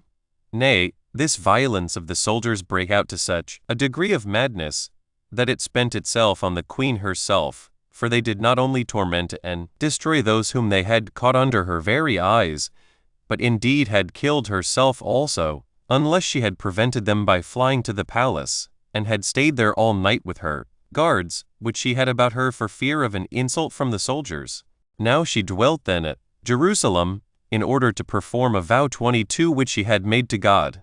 For it is usual with those that had been either afflicted with a distemper or with any other distresses, to make vows, and, for 30 days before they are to offer their sacrifices, to abstain from wine, and to shave the hair of their head, which things Bernice was now performing, and stood barefoot before Florus's tribunal, and besought him to spare the Jews. Yet could she neither have any reverence paid to her, nor could she escape without some danger of being slain herself. 2. This happened upon the 16th day of the month Artemisidus Yar. Now on the next day, the multitude, who were in a great agony, ran together to the upper marketplace, and made the loudest lamentations for those that had perished.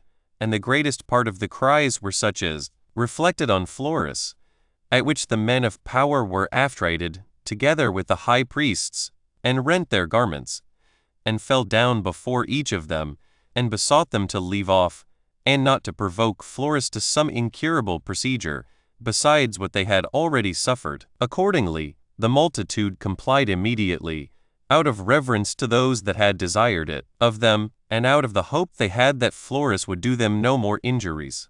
3. So Florus was troubled that the disturbances were over, and endeavored to kindle that flame again, and sent for the high priests with the other eminent persons, and said the only demonstration that the people would not make any other innovation should be this, that they must go out and meet the soldiers that were ascending from Caesarea, whence 2 cohorts were coming, and while these men were exhorting the multitude so to do, he sent beforehand and gave directions to the centurions of the cohorts that they should give notice to those that were under them not to return the Jews' salutations, and that if they made any reply to his disadvantage, they should make use of their weapons. Now the high priests assembled the multitude in the temple, and desired them to go and meet the Romans, and to salute the cohorts very civilly, before their miserable case should become incurable.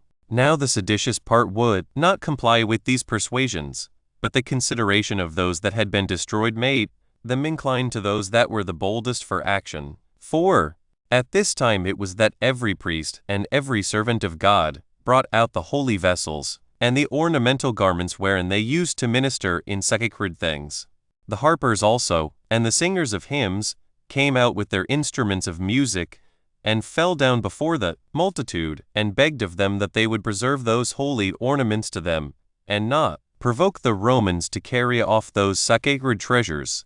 You might also see then the high priests themselves, with dust sprinkled in great plenty upon their heads, with bosoms deprived of any covering but what was rent. These besought every one of the eminent men by name, and the multitude in common, that they would not for a small offense betray their country to those that were desirous to have it laid waste, saying, What benefit will it bring to the soldiers to have a salutation from the Jews?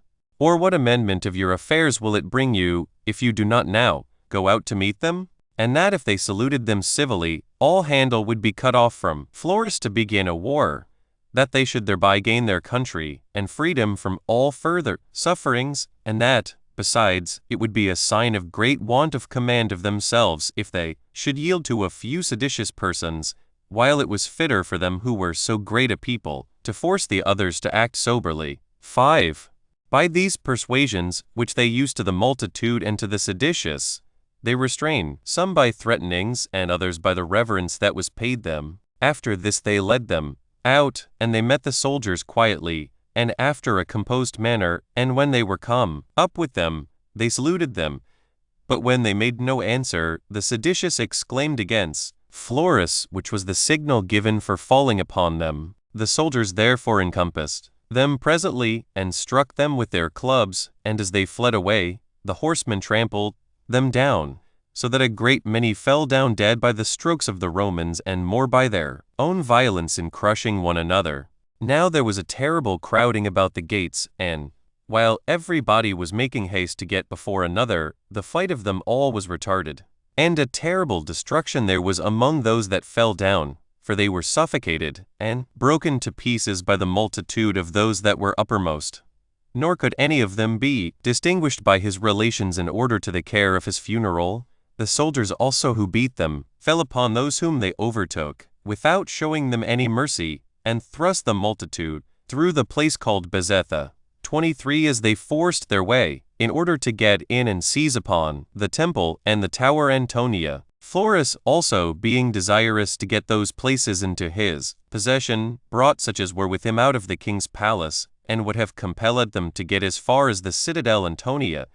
But his attempt failed, for the people immediately turned back upon him, and stopped the violence of his attempt. And as they stood upon the tops of their houses, they threw their darts at the Romans, who, as they were sorely galled thereby, because those weapons came from above, and they were not able to make a passage through the multitude, which stopped up the narrow passages, they retired to the camp which was at the palace. 6. But for the seditious, they were afraid lest Florus should come again and get possession of the temple through Antonia.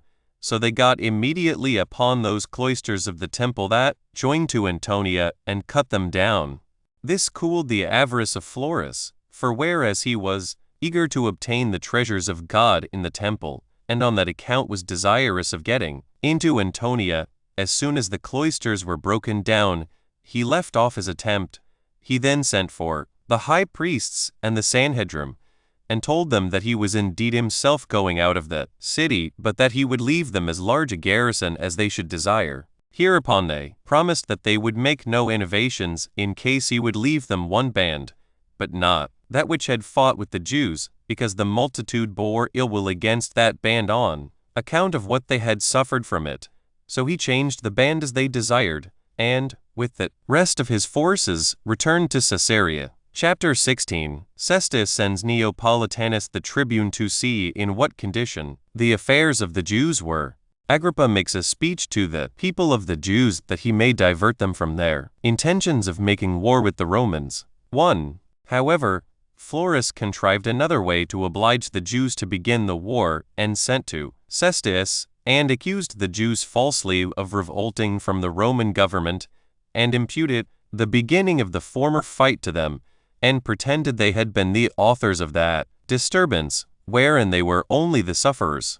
Yet were not the governors of Jerusalem silent upon this occasion, but did themselves write to Cestus, as did Bernus also, about the illegal practices of which Florus had been guilty against the city, who, upon reading both accounts, consulted with his captains what he should do. Now some of them thought it best for Cestus to go up with his army, either to punish the revolt, if it was real, or to settle the Roman affairs on a sure foundation, if the Jews continued quiet under them. But he thought it best himself to send one of his intimate friends beforehand to see the state of affairs, and to give him a faithful account of the intentions of the Jews. Accordingly, he sent one of his tribunes, whose name was Neopolitanus, who met with King Agrippa as he was returning from Alexandria, at Jamia, and told him who it was that sent him, and on what errands he was sent. 2. And here it was that the high priests and men of power among the Jews, as well as the Sanhedrim, came to congratulate the king upon his safe return, and after they had paid him their respects, they lamented their own calamities and related to him what barbarous treatment they had met with from Florus. At which barbarity Agrippa had great indignation, but transferred, after a subtle manner, his anger towards those Jews whom he really pitied, that he might beat down their high thoughts of themselves, and would have them believe that they had not been so unjustly treated, in order to dissuade them from avenging themselves. So these great men, as of better understanding than the rest, and desirous of peace, because of the possessions they had, understood that this rebuke which the king gave them was intended for their good. But as to the people, they came 60 furlongs out of Jerusalem, and congratulated both Agrippa and Neopolitanus. But the wives of those that had been slain came running first of all and lamenting. The people also, when they heard their mourning, fell into lamentations also, and besought Agrippa to assist them. They also cried out to Neopolitanus, and complained of the many miseries they had endured under Florus. And they showed them, when they were come into the city, how the marketplace was made desolate, and the houses plundered. They then persuaded Neopolitanus, by the means of Agrippa, that he would walk round the city with one only servant, as far as Siloam, that he might inform himself that the Jews submitted to all the rest of the Romans, and were only displeased at Florus, by reason of his exceeding barbarity to them. So he walked round, and had sufficient experience of the good temper the people were in, and then went up to the temple, where he called the multitude together, and highly commended them for their fidelity to the Romans, and earnestly exhorted them to keep the peace, and having performed such parts of divine worship at the temple as he was allowed to do, he returned to Cestus. 3. But as for the multitude of the Jews, they addressed themselves to the king and to the high priests, and desired they might have leave to send ambassadors to Nero against Florus, and not by their silence afford a suspicion that they had been the occasions of such great slaughters as had been made, and were disposed to revolt, alleging that they should seem to have been the first beginners of the war, if they did not prevent the report by showing who it was that began it. And it appeared openly that they would not be quiet, if any body should hinder them from sending such an embassage. But Agrippa, although he thought it too dangerous a thing for them to appoint men to go as the accusers of Florus, yet did he not think it fit for him to overlook them, as they were in a disposition for war. He therefore called the multitude together into a large gallery, and placed his sister Bernice in the house of the Asamoneans, that she might be seen by them, which house was over the gallery, at the passage to the upper city, where the bridge joined the temple to the gallery, and spake to them as follows. 4.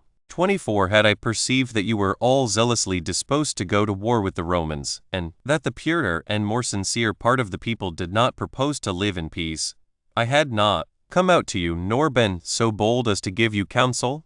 For all discourses that tend to persuade men to do what they ought to do are superfluous, when the hearers are agreed to do the contrary, but because some are earnest to go to war because they are young and without experience of the miseries it brings, and because some are for it out of an unreasonable expectation of regaining their liberty, and because others hope to get by it, and are therefore earnestly bent upon it, that in the confusion of your affairs they may gain what belongs to those that are too weak to resist them, I have thought proper to get you all together, and to say to you what I think to be for your advantage, that so the former may grow wiser and change their minds, and that the best men may come to no harm by the ill conduct of some others.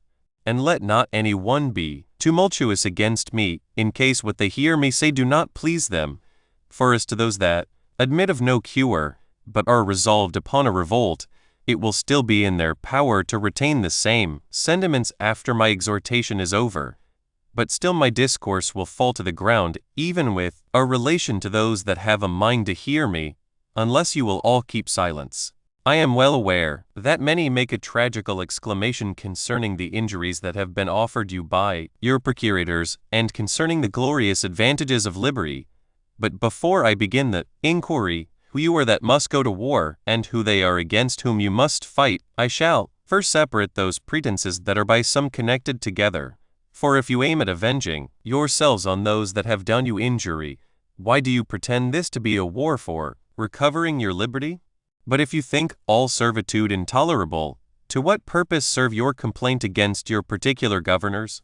For if they treated you with moderation, it would still be equally an unworthy thing to be in servitude. Consider now the several cases that may be supposed, how little occasion there is for your going to war. Your first occasion is the accusations you have to make against your procurators. Now here you ought to be submissive to those in authority, and not give them any provocation. But when you reproach men greatly for small offenses, you excite those whom you reproach to be your adversaries, for this will only make them leave off hurting you privately, and with some degree of modesty, and to lay what you have waste openly. Now nothing so much damps the force of strokes as bearing them with patience, and the quietness of those who are injured diverts the injurious persons from afflicting. But let us take it for granted that the Roman ministers are injurious to you, and are incurably severe, yet are they not all the Romans who thus injure you? Nor hath Caesar, against whom you are going to make war, injured you. It is not by their command that any wicked governor is sent to you, for they who are in the west cannot see those that are in the east. Nor indeed is it easy for them there even to hear what is done in these parts. Now it is absurd to make war with a great many for the sake of one, to do so with such mighty people for a small cause, and this when these people are not able to know of what you complain. Nay, such crimes as we complain of may soon be corrected, for the same procurator will not continue forever, and probable it is that the successors will come with more moderate inclinations. But as for war, if it be once begun, it is not easily laid down again, nor borne without calamities coming therewith. However, as to the desire of recovering your liberty, it is unseasonable to indulge it so late, whereas you ought to have labored earnestly in old time that you might never have lost it. For the first experience of slavery was hard to be endured, and the struggle that you might never have been subject to it would have been just. But that slave who hath been once brought into subjection, and then runs away, is rather a refractory slave than a lover of liberty. For it was then the proper time for doing all that was possible, that you might never have admitted the Romans into your city when Pompey came first into the country. But so it was that our ancestors and their kings, who were in much better circumstances than we are, both as to money and strong bodies and valiant souls, did not bear the onset of a small body of the Roman army. And yet you, who have now accustomed yourselves to obedience from one generation to another, and who are so much inferior to those who first submitted, in your circumstances will venture to oppose the entire empire of the Romans, while those Athenians, who, in order to preserve the liberty of Greece, did once set fire to their own city, who pursued Xerxes, that proud prince, when he sailed upon the land and walked upon the sea, and could not be contained by the seas, but conducted such an army as was too broad for Europe, and made him run away like a fugitive in a single ship, and break so great a part of Asia at the lesser Salamis, are yet at this time servants to the Romans, and those injunctions which are sent from Italy become laws to the principal governing city of Greece. Those Lacedaemonians also who got the great victories at Thermopylae and Plataea, and had Agesilaus for their king, and searched every corner of Asia, are contented to admit the same lords. Those Macedonians also, who still fancy what great men their Philip and Alexander were, and see that the latter had promised them the empire over the world, these bear so great a change, and pay their obedience to those whom fortune hath advanced in their stead. Moreover, 10,000 ether nations there are who had greater reason than we to claim their entire liberty, and yet do submit. You are the only people who think it a disgrace to be servants to those to whom all the world hath submitted. What sort of an army do you rely on? What are the arms you depend on? Where is your fleet that may seize upon the Roman seas? And where are those treasures which may be sufficient for your undertakings? Do you suppose, I pray you, that you were to make war with the Egyptians and with the Arabians? Will you not carefully reflect upon the Roman Empire? Will you not estimate your own weakness? Hath not your army been often beaten even by your neighboring nations, while the power of the Romans is invincible in all parts of the habitable earth? Nay, rather they seek for somewhat still buoyant that, for all Euphrates is not a sufficient boundary for them on the east side, nor the Danube on the north, and for their southern limit, Libya hath been searched over by them, as far as countries uninhabited, as is Cadiz their limit on the west. Nay, indeed, they have sought for another habitable earth beyond the ocean, and have carried their arms as far as such British islands as were never known before. What therefore do you pretend to? Are you richer than the Gauls, stronger than the Germans, wiser than the Greeks, more numerous than all men upon the habitable earth? What confidence is it that elevates you to oppose the Romans? Perhaps it will be said, it is hard to endure slavery. Yes, but how much harder is this to the Greeks, who were esteemed the noblest of all people under the sun? These, though they inhabit in a large country, are in subjection to 6 bundles of Roman rods. It is the same case with the Macedonians, who have juster reason to claim their liberty than you have. What is the case of 500 cities of Asia? Do they not submit to a single governor and to the consular bundle of rods? What need I speak of the Henlochi and Colchi and the nation of Tauri, those that inhabit the Bosphorus, and the nations about Pontus and Meodes, who formerly knew not so much as a lord of their own, but are now subject to 3,000 armed men, and where 40 long ships keep the sea in peace, which before was not navigable and very tempestuous? How strong a plea may Bithynia, and Cappadocia, and the people of Pamphylia, the Lycians and Cilicians, put in for liberty, but they are made tributary without an army. What are the circumstances of the Thracians, whose country extends in breadth 5 days' journey, and in length 7, and is of a much more harsh constitution, and much more defensible than yours, and by the rigor of its cold sufficient to keep off armies from attacking them? Do not they submit to 12,000 men of the Roman garrisons? Are not the Illyrians, who inhabit the country adjoining, as far as Dalmatia and the Danube, governed by barely 2 legions? By which also they put a stop to the incursions of the Daeans. And for the Dalmatians, who have made such frequent insurrections in order to regain their liberty, and who could never before be so thoroughly subdued, but that they always gathered their forces together again, revolted, yet are they now very quiet under one Roman legion. Moreover, if each advantages might provoke any people to revolt, the Gauls might do it. Best of all, as being so thoroughly walled round by nature, on the east side by the Alps, on the north by the river Rhine, on the south by the Pyrenean mountains, and on the west by the ocean. Now although these Gauls have such obstacles before them to prevent any attack upon them, and have no fewer than 305 nations among them, nay have, as one may say, the fountains of domestic happiness within themselves, and send out plentiful streams of happiness over almost the whole world. These bear to be tributary to the Romans and derive their prosperous condition from them, and they undergo this, not because they are of effeminate minds or because they are of an ignoble stock, as having borne a war of 80 years in order to preserve their liberty, but by reason of the great regard they have to the power of the Romans, and their good fortune, which is of greater efficacy than their arms. These Gauls, therefore, are kept in servitude by 1,200 soldiers, which are hardly so many as are their cities, nor hath the gold dug out of the mines of Spain been sufficient for the support of a war to preserve their liberty, nor could their vast distance from the Romans by land and by sea do it, nor could the martial tribes of the Lusitanians and Spaniards escape. No more could the ocean, with its tide, which yet was terrible to the ancient inhabitants.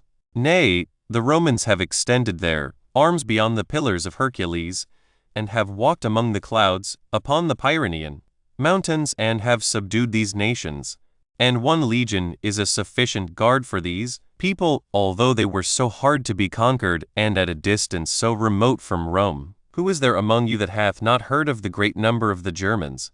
You have too, be sure, yourselves seen them to be strong and tall, and that frequently, since the Romans have them among their captives everywhere, yet these Germans, who dwell in an immense country, who have minds greater than their bodies, and a soul that despises death, and who are in rage, more fierce than wild beasts, have the Rhine for the boundary of their enterprises, and are tamed by 8 Roman legions.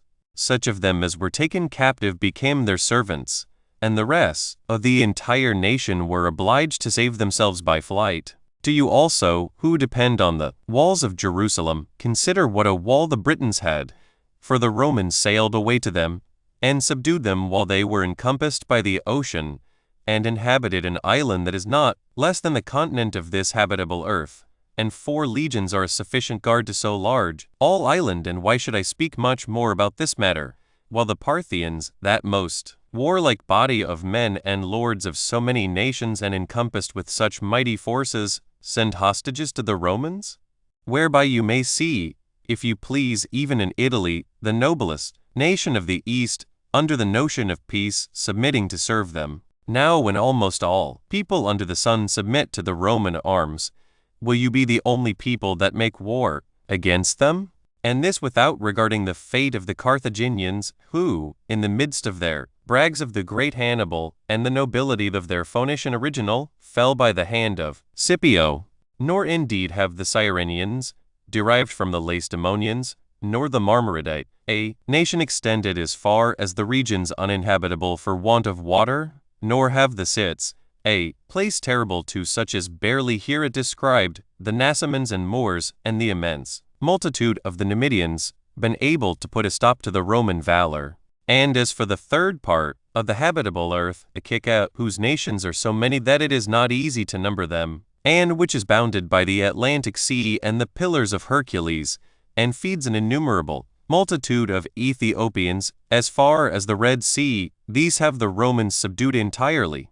And, besides the annual fruits of the earth, which maintain the multitude of the Romans for 8 months in the year, this, over and above, pays all sorts of tribute, and affords revenues suitable to the necessities of the government. Nor do they, like you, esteem such injunctions a disgrace to them, although they have but 1 Roman legion that abides among them. And indeed, what occasion is there for showing you the power of the Romans over remote countries, when it is so easy to learn it from Egypt in your neighborhood? This country is extended as far as the Ethiopians and Arabia the Happy, and borders upon India. It hath 7,500,000 men, besides the inhabitants of Alexandria, as may be learned from the revenue of the poll tax. Yet it is not ashamed to submit to the Roman government, although it hath Alexandria as a grand temptation to a revolt, by reason it is so full of people and of riches, and is besides exceeding large, its length being 30 furlongs, and its breadth no less than 10, and it pays more tribute to the Romans in 1 month than you do in a year. Nay, besides what it pays in money, it sends corn to Rome that supports it for 4 months in the year. It is also walled round on all sides, either by almost impassable deserts, or seas that have no havens, or by rivers, or by lakes. Yet have none of these things been found too strong for the Roman good fortune. However, 2 legions that lie in that city are a bridle both for the remoter parts of Egypt and for the parts inhabited by the more noble Macedonians. Where then are those people whom you are to have for your auxiliaries? Must they come from the parts of the world that are uninhabited? For all that are in the habitable earth are under the Romans. Unless any of you extend his hopes as far as beyond the Euphrates, and suppose that those of your own nation that dwell in Adiabene will come to your assistance. But certainly these will not embarrass themselves with an unjustifiable war, nor, if they should follow such ill advice, will the Parthians permit them so to do, for it is their concern to maintain the truce that is between them and the Romans, and they will be supposed to break the covenants between them, if any under their government march against the Romans. What remains, therefore, is this, that you have recourse to divine assistance. But this is already on the side of the Romans, for it is impossible that so vast an empire should be settled without God's providence. Reflect upon it, how impossible it is for your zealous observations of your religious customs to be here preserved, which are hard to be observed even when you fight with those whom you are able to conquer. And how can you then most of all hope for God's assistance, when, by being forced to transgress his law, you will make him turn his face from you? And if you do observe the custom of the Sabbath days, and will not be revealed unto do anything thereon, you will easily be taken, as were your forefathers by Pompey, who was the busiest in his siege on those days on which the besieged rested. But if in time of war you transgress the law of your country, I cannot tell on whose account you will afterward go to war, for your concern is but one, that you do nothing against any of your forefathers. And how will you call upon God to assist you when you are voluntarily transgressing against his religion? Now all men that go to war do it either as depending on divine or on human assistance. But since your going to war will cut off both those assistances, those that are for going to war choose evident destruction. What hinders you from slaying your children and wives with your own hands, and burning this most excellent native city of yours? For by this mad prank you will, however, escape the reproach of being beaten. But it were best, O my friends, it were best, while the vessel is still in the haven, to foresee the impending storm, and not to set sail out of the port into the middle of the hurricanes. For we justly pity those who fall into great misfortunes without foreseeing them, but for him who rushes into manifest ruin, he gains reproaches instead of commiseration. But certainly no one can imagine that you can enter into a war as by agreement, or that when the Romans have got you under their power, they will use you with moderation, or will not rather, for an example to other nations, burn your holy city and utterly destroy your whole nation. For those of you who shall survive the war will not be able to find a place whither to flee, since all men have the Romans for their lords already, or are afraid they shall have hereafter. Nay, indeed, the danger concerns not those Jews that dwell here only, but those of them which dwell in other cities also, for there is no people upon the habitable earth which have not some portion of you among them, whom your enemies will slay, in case you go to war, and on that account also. And so every city which hath Jews in it will be filled with slaughter for the sake of a few men, and they who slay them will be pardoned.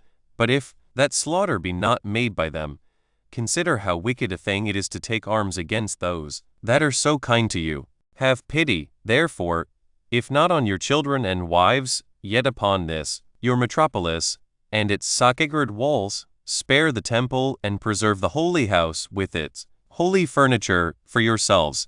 For if the Romans get you under their power, they will no longer abstain from them, when their former abstinence shall have been so ungratefully requited.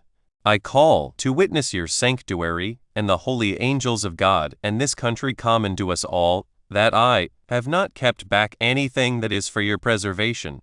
And if you will follow that advice, which you ought to do, you will have that peace which will be common to you and to me. But if you indulge 4 passions, you will run those hazards which I shall be free from. 5. When Agrippa had spoken thus, both he and his sister wept, and by their tears repressed a great deal of the violence of the people, but still they cried out that they would not fight against the Romans, but against Florus, on account of what they had suffered by his means. To which Agrippa replied, that what they had already done was like such as make war against the Romans. For you have not paid the tribute which is due to Caesar 25, and you have cut off the cloisters of the temple from joining to the tower Antonia. You will therefore prevent any occasion of revolt if you will but join these together again, and if you will but pay your tribute. For the citadel does not now belong to Florus, nor are you to pay the tribute money to Florus. Chapter 17. How the War of the Jews with the Romans began, and concerning Mahem. 1. This advice the people hearkened to, and went up into the temple with the king and Bernice, and began to rebuild the cloisters. The rulers also and senators divided themselves into the villages, and collected the tributes, and soon got together 40 talents, which was the sum that was deficient. And thus did Agrippa then put a stop to that war which was threatened. Moreover, he attempted to persuade the multitude to obey Florus, until Caesar should send one to succeed him. But they were hereby more provoked, and cast reproaches upon the king, and got him excluded out of the city. Nay, some of the seditious had the impudence to throw stones at him. So when the king saw that the violence of those that were for innovations was not to be restrained, and being very angry at the contumelies he had received, he sent their rulers, together with their men of power, to Florus to Caesarea, that he might appoint whom he thought fit to collect the tribute in the country, while he retired into his own kingdom. 2. And at this time it was that some of those that principally excited the people to go to war made an assault upon a certain fortress called Masada. They took it by treachery and slew the Romans that were there, and put others of their own party to keep it. At the same time Eleazar, the son of Ananias the high priest, a very bold youth, who was at that time governor of the temple, persuaded those that officiated in the divine service to receive no gift or sacrifice for any foreigner. And this was the true beginning of our war with the Romans, for they rejected the sacrifice of Caesar on this account. And when many of the high priests and principal men besought them not to omit the sacrifice, which it was customary for them to offer for their princes, they would not be prevailed upon. These relied much upon their multitude, for the most flourishing part of the innovators assisted them. But they had the chief regard to Eleazar, the governor of the temple. 3. Hereupon the men of power got together, and conferred with the high priests, as did also the principal of the Pharisees, and thinking all was at stake, and that their calamities were becoming incurable, took counsel what was to be done. Accordingly, they determined to try what they could do with the seditious by words, and assembled the people before the brazen gate, which was that gate of the inner temple court of the priests which looked toward the sun rising. And, in the first place, they showed the great indignation they had at this attempt for a revolt, and for their bringing so great a war upon their country, after which they confuted their pretenses unjustifiable, and told them that their forefathers had adorned their temple in great part with donations bestowed on them by foreigners, and had always received what had been presented to them from foreign nations, and that they had been so far from rejecting any person's sacrifice, which would be the highest instance of impiety, that they had themselves placed those donation about the temple which were still visible, and had remained there so long a time, that they did now irritate the Romans to take arms against them, and invited them to make war upon them, and brought up novel rules of a strange divine worship, and determined to run the hazard of having their city condemned for impiety, while they would not allow any foreigner, but Jews only, either to sacrifice or to worship therein. And if such a law should be introduced in the case of a single private person only, he would have indignation at it, as an instance of inhumanity, determined against him, while they have no regard to the Romans or to Caesar, and forbid even their oblations to be received also, that however they cannot, but fear lest, by thus rejecting their sacrifices, they shall not be allowed to offer their own, and that this city will lose its principality, unless they grow wiser quickly, and restore the sacrifices as formerly, and indeed amend the injury they have offered foreigners before the report of it comes to the ears of those that have been injured. 4. And as they said these things, they produced those priests that were skillful in the customs of their country, who made the report that all their forefathers had received the sacrifices from foreign nations.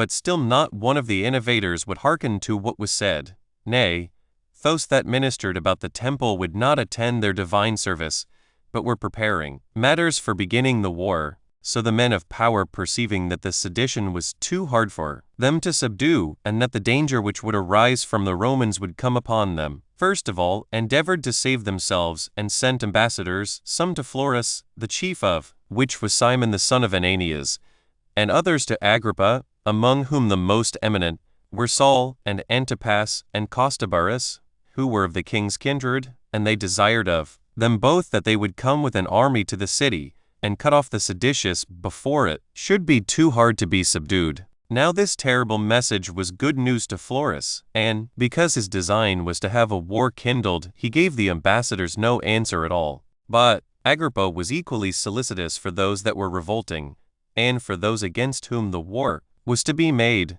and was desirous to preserve the Jews for the Romans, and the temple and metropolis for the Jews. He was also sensible that it was not for his own advantage that the disturbances should proceed. So he sent 3,000 horsemen to the assistance of the people, out of Auranitis, and Battania, and Trachonitis, and these under Darius, the master of his horse, and Philip the son of Josephus, the general of his army. 5. Upon this the men of power, with the high priests, as also all the part of the multitude that were desirous of peace, took courage, and seized upon the upper city Mount Son. For the seditious part had the lower city and the temple in their power. So they made use of stones and slings perpetually against one another, and threw darts continually on both sides. And sometimes it happened that they made incursions by troops, and fought it out hand to hand, while the seditious were superior in boldness, but the king's soldiers in skill. These last strove chiefly to gain the temple, and to drive those out of it who profaned it, as did the seditious, with Eleazar, besides what they had already, labor to gain the upper city. Thus were there perpetual slaughters on both sides for 7 days' time, but neither side would yield up the parts they had seized on. 6. Now the next day was the festival of Xylophary, upon which the custom was for every one to bring wood for the altar, that there might never be a want of fuel for that fire which was unquenchable and always burning. Upon that day they excluded the opposite party from the observation of this part of religion, and when they had joined to themselves many of the Sicarii, who crowded in among the weaker people, that was the name for such robbers as had under their bosom swords called Sici, they grew bolder, and carried their undertaking further, insomuch that the king's soldiers were overpowered by their multitude and boldness, and so they gave way, and were driven out of the upper city by force. The others then set fire to the house of Ananias the high priest, and to the palaces of Agrippa and Bernice, after which they carried the fire to the place where the archives were reposited, and made haste to burn the contracts belonging to their creditors, and thereby to dissolve their obligations for paying their debts. And this was done in order to gain the multitude of those who had been debtors, and that they might persuade the poorer sort to join in their insurrection with safety against the more wealthy. So the keepers of the records fled away, and the rest set fire to them. And when they had thus burned down the nerves of the city, they fell upon their enemies, at which time some of the men of power and of the high priests went into the vaults underground and concealed themselves, while others fled with the king's soldiers to the upper palace, and shut the gates immediately, among whom were Ananias the high priest, and the ambassadors that had been sent to Agrippa. And now the seditious were contented with the victory they had gotten, and the buildings they had burnt down, and proceeded no further. 7. But on the next day, which was the 15th of the month Lus Ab, they made an assault upon Antonia, and besieged the garrison which was in it 2 days, and then took the garrison and slew them, and set the citadel on fire. After which they marched to the palace, whither the king's soldiers were fled, and parted themselves into 4 bodies, and made an attack upon the walls. As for those that were within it, no one had the courage to sally out, because those that assaulted them were so numerous. But they distributed themselves into the breastworks and turrets, and shot at the besiegers, whereby many of the robbers fell under the walls. Nor did they cease to fight one with another either by night or by day, while the seditious supposed that those within would grow weary for want of food, and those without supposed the others would do the like by the tediousness of the siege. 8. In the meantime, one Menahem, the son of Judas, that was called the Galilean, who was a very cunning sophister, and had formerly reproached the Jews under Cyrenius, that after God they were subject to the Romans, took some of the men of note with him, and retired to Masada, where he broke open King Herod's armory, and gave arms not only to his own people, but to other robbers also. These he made use of for a guard, and returned in the state of a king to Jerusalem. He became the leader of the sedition, and gave orders for continuing the siege. But they wanted proper instruments, and it was not practicable to undermine the wall, because the darts came down upon them from above. But still they dug a mine from a great distance under one of the towers, and made it totter, and having done that, they set on fire what was combustible, and left it. And when the foundations were burnt below, the tower fell down suddenly. Yet did they then meet with another wall that had been built within, for the besieged were sensible beforehand of what they were doing, and probably the tower shook as it was undermining. So they provided themselves of another fortification, which when the besiegers unexpectedly saw, while they thought they had already gained the place, they were under some consternation. However, those that were within sent to Menahem, and to the other leaders of the sedition, and desired they might go out upon a capitulation. This was granted to the king's soldiers and their own countrymen only, who went out accordingly.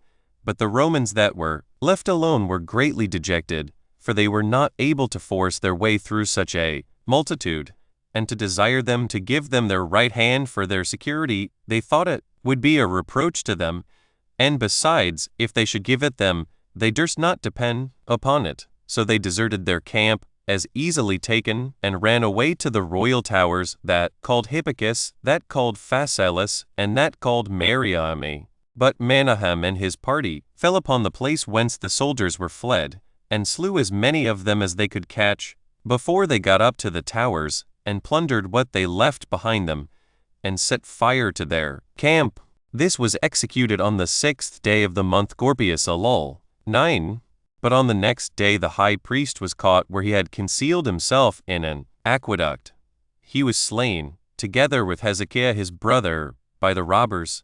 Hereupon the seditious besieged the towers, and kept them guarded, lest any one of the soldiers should escape. Now the overthrow of the places of strength, and the death of the high priest Ananias, so puff up Menahem that he became barbarously cruel, and as he thought he had no antagonist to dispute the management of affairs with him, he was no better than an insupportable tyrant.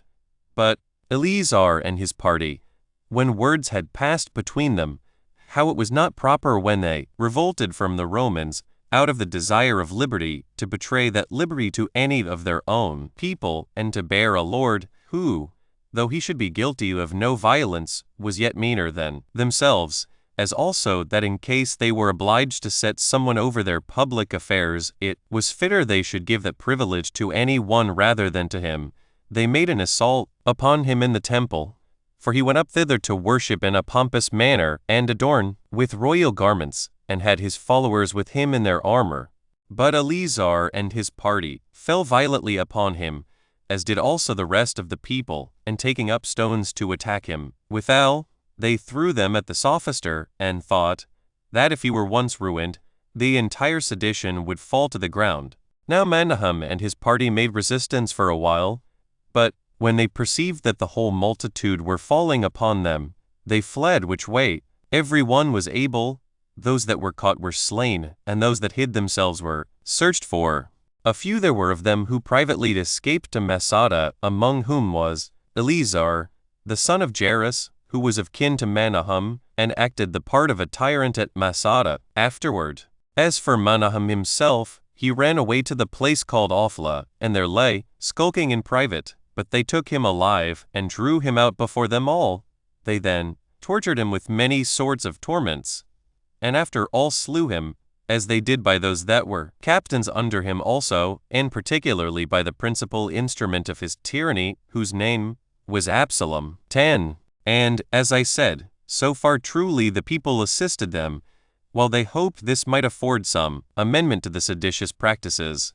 But the others were not in haste to put an end to the war, but hoped to prosecute it with less danger, now they had slain Manahem. It is true that when the people earnestly desired that they would leave off besieging the soldiers, they were the more earnest in pressing it forward, and this till Metellus, who was the Roman general, sent to Eleazar, and desired that they would give them security to spare their lives only, but agreed to deliver up their arms and what else they had with them.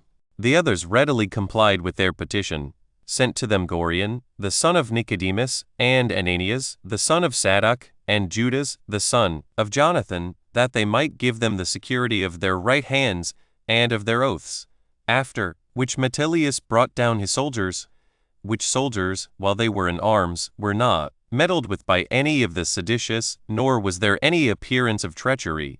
But as soon as, according to the articles of capitulation, they had all laid down their shields and their swords, and were under no further suspicion of any harm, but were going away, Eleazar's men attacked them after a violent manner, and encompassed them round, and slew them, while they neither defended themselves, nor entreated for mercy, but only cried out upon the breach of their articles of capitulation and their oaths. And thus were all these men barbarously murdered, excepting Metellus. For when he entreated for mercy and promised that he would turn Jew and be circumcised, they saved him alive, but none else. This loss to the Romans was but light, there being no more than a few slain out of an immense army. But still it appeared to be a prelude to the Jews' own destruction, while men made public lamentation when they saw that such occasions were afforded for a war as were incurable, that the city was all over polluted with such abominations, from which it was but reasonable to expect some vengeance, even though they should escape revenge from the Romans, so that the city was filled with sadness, and every one of the moderate men in it were under great disturbance, as likely themselves to undergo punishment for the wickedness of the seditious. For indeed it so happened that this murder was perpetrated on the Sabbath day, on which day the Jews have a respite from their works on account of divine worship. Chapter 18. The calamities and slaughters that came upon the Jews. 1. Now the people of Caesarea had slain the Jews that were among them on the very same day and hour when the soldiers were slain, which one would think must have come to pass by the direction of providence, insomuch that in 1 hour's time above 20,000 Jews were killed, and all Caesarea was emptied of its Jewish inhabitants. For Florus caught such as ran away, and sent them in bonds to the galleys. Upon which stroke that the Jews received it, Caesarea, the whole nation was greatly enraged, so they divided themselves into several parties and laid waste the villages of the Syrians and their neighboring cities, Philadelphia, and Sebonitis, and Gerasa, and Pella, and Siphopolis, and after them Gadara, and Hippos, and falling upon Gaulonitis, some cities they destroyed there, and some they set on fire, and then went to Kedasa, belonging to the Tyrians, and to Ptolemais, and to Gaba, and to Caesarea, nor was either Sebast Samaria or Ascalon able to oppose the violence with which they were attacked. And when they had burnt these to the ground, they entirely demolished Enthedon and Gaza. Many also of the villages that were about every one of those cities were plundered, and an immense slaughter was made of the men who were caught in them. 2. However, the Syrians were even with the Jews in the multitude of the men whom they slew, for they killed those whom they caught in their cities,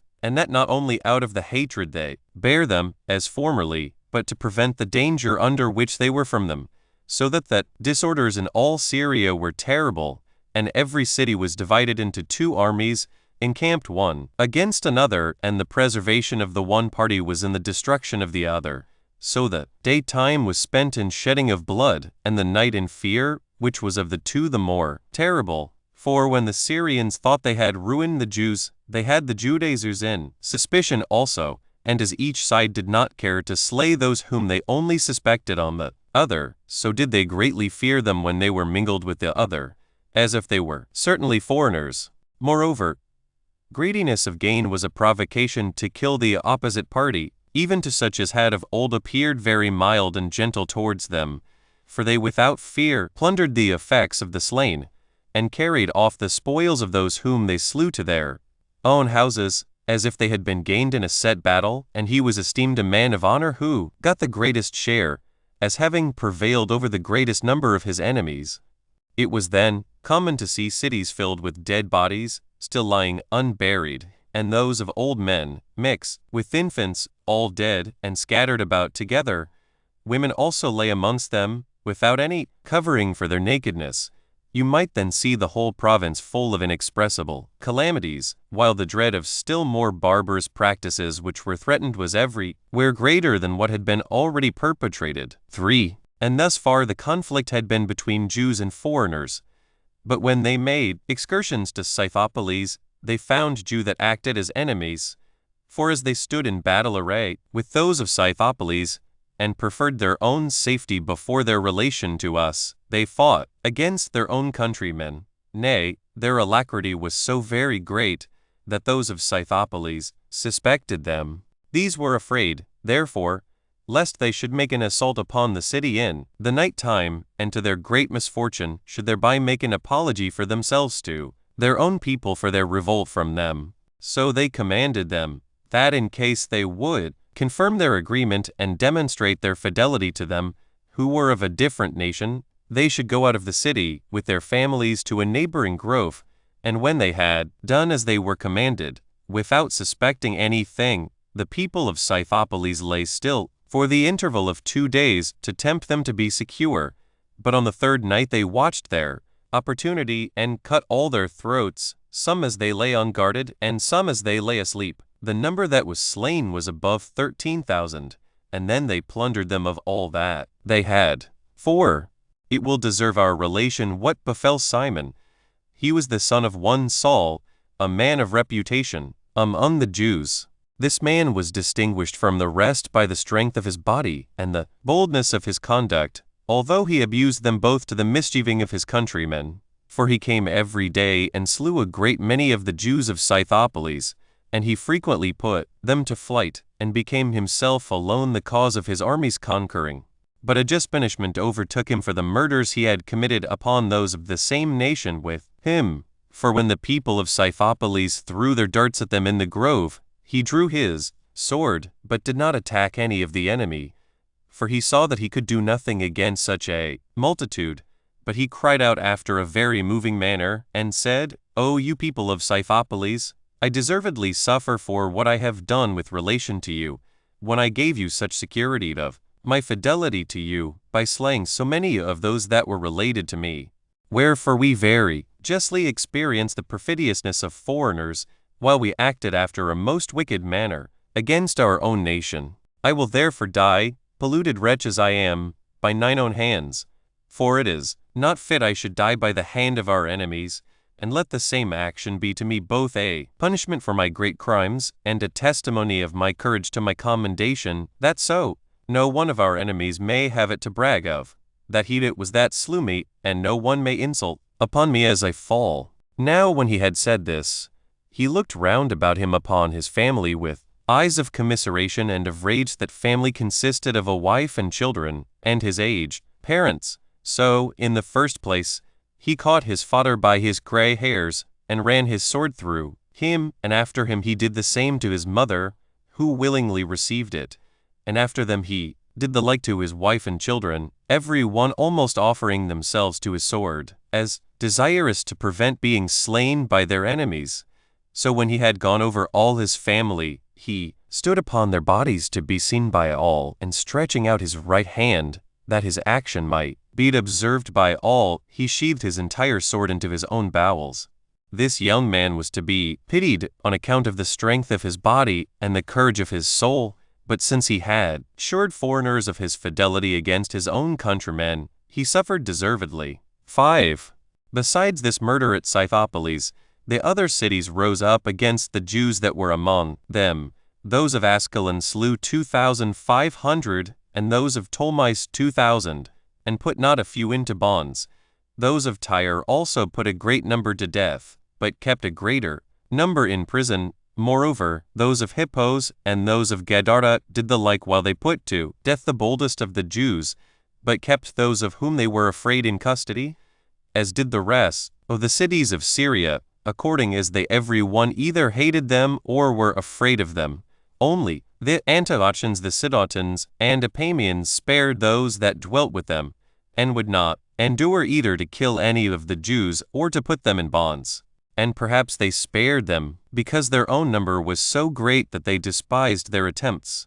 But I think the greatest part of this favor was owing to their commiseration of those whom they sought to make no innovations. As for the Gerasenes, they did no harm to those that abode with them, and for those who had a mind to go away, they conducted them as far as their borders reached. 6. There was also a plot laid against the Jews in Agrippa's kingdom, for he was himself gone to Cestius Gallus to Antioch, but had left one of his companions, whose name was Norris, to take care of the public affairs, which Norris was of kin to King Josephus. 26. Now there came certain men 70 in number, out of Batanea, who were the most considerable for their families and prudence of the rest of the people. These desired to have an army put into their hands, that if any tumult should happen, they might have about them a guard sufficient to restrain such as might rise up against them. This Norris sent out some of the king's armed men by night, and slew all those 70 men, which bold action he ventured upon without the consent of Agrippa, and was such a lover of money that he chose to be so wicked to his own countrymen, though he brought ruin on the kingdom thereby, and thus cruelly did he treat that nation, and this contrary to the laws also, until Agrippa was informed of it, who did not indeed dare to put him to death, out of regard to Josephus, but still he put an end to his procuratorship immediately. But as to the seditious, they took the citadel which was called Cypros, and was above Jericho, and cut the throats of the garrison, and utterly demolished the fortifications.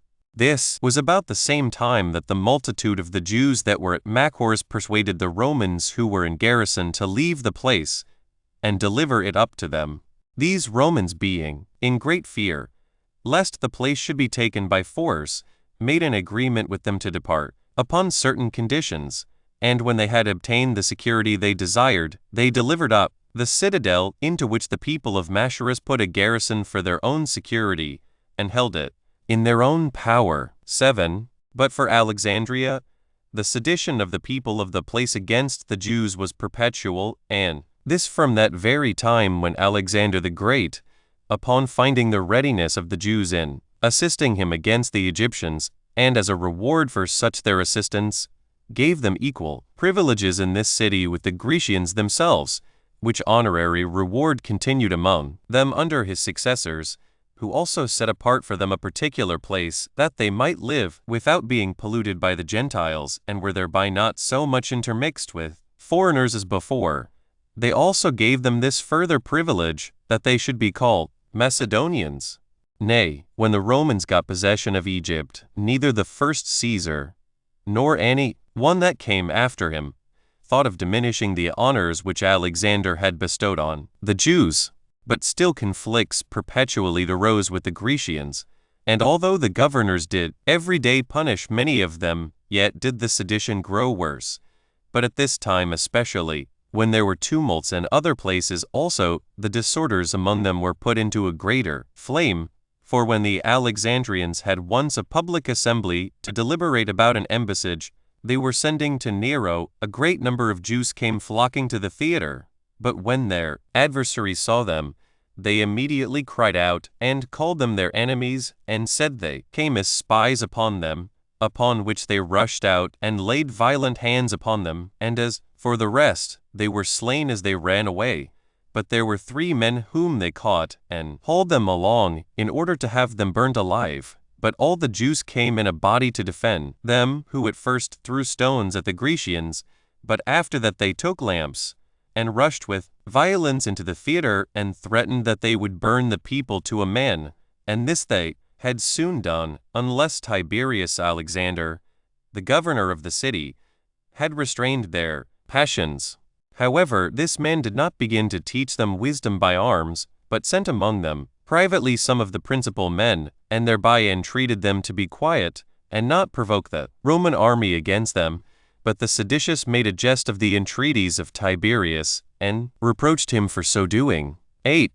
Now when he perceived that those who were for innovations would not be pacified till some great calamity should overtake them, he sent out upon them those 2 Roman legions that were in the city, and together with them 5,000 other soldiers, who, by chance, were come together out of Libya to the ruin of the Jews. They were also permitted not only to kill them, but to plunder them of what they had, and to set fire to their houses. These soldiers rushed violently into that part of the city that was called Delta, where the Jewish people lived together, and did as they were bidden, though not without bloodshed on their own side also, for the Jews got together, and set those that were the best armed among them in the forefront, and made a resistance for a great while.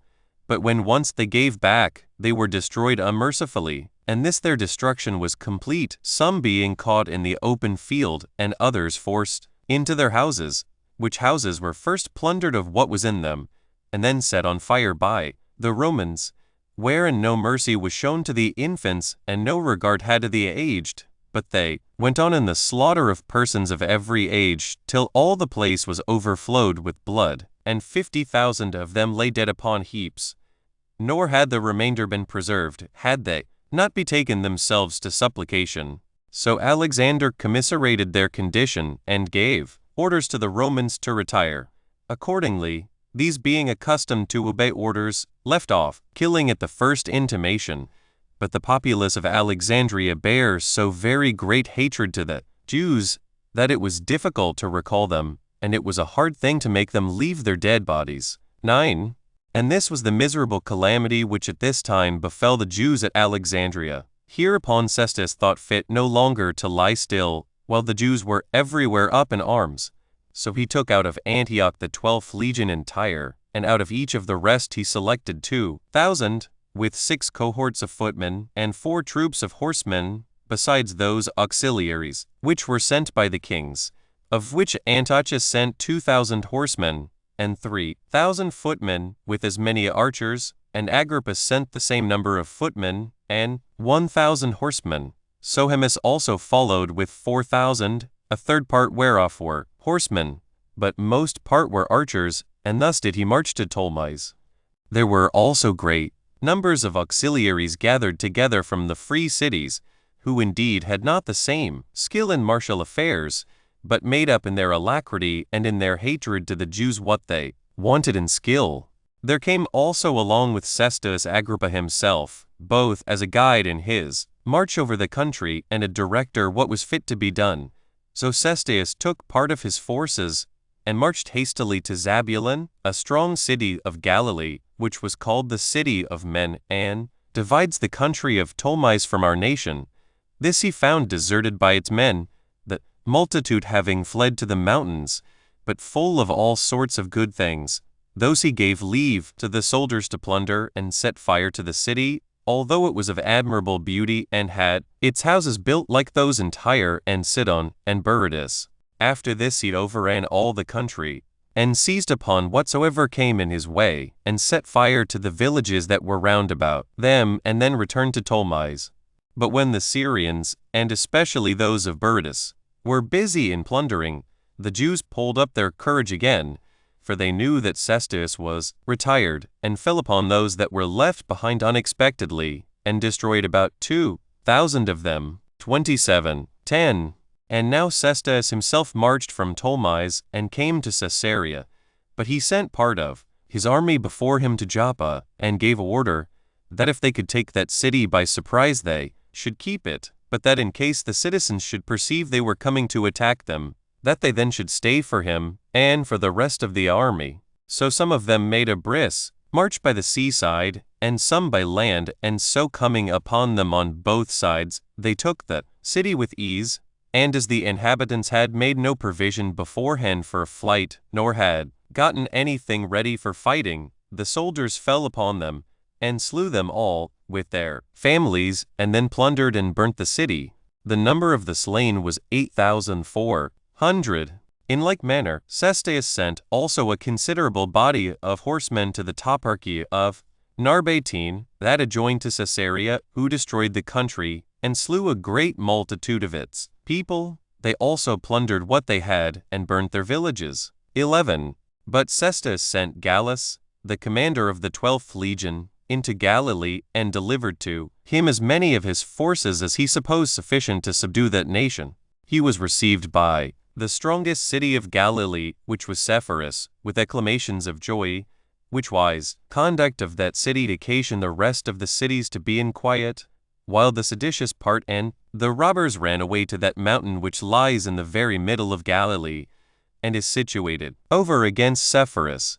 It is called a salmon. So Gallus brought his forces against them, but while those men were in the superior parts above the Romans, they easily threw their darts upon the Romans as they made their approaches, and slew about 200 of them. But when the Romans had gone round the mountains, and were gotten into the parts above their enemies, that others were soon beaten, nor could they who had only light armor on sustain the force of them that fought them armed all over, nor when they were beaten could they escape the enemies' horsemen, insomuch that only some few concealed themselves in certain places hard to be comete among the mountains, while the rest, above 2,000 in number, were slain. Chapter 19. What Cestus did against the Jews, and how, upon his besieging Jerusalem, he retreated from the city without any just occasion in the world, as also what severe calamities he underwent from the Jews in his retreat. 1. And now Gallus, seeing nothing more that looks towards an innovation in Galilee, returned with his army to Caesarea.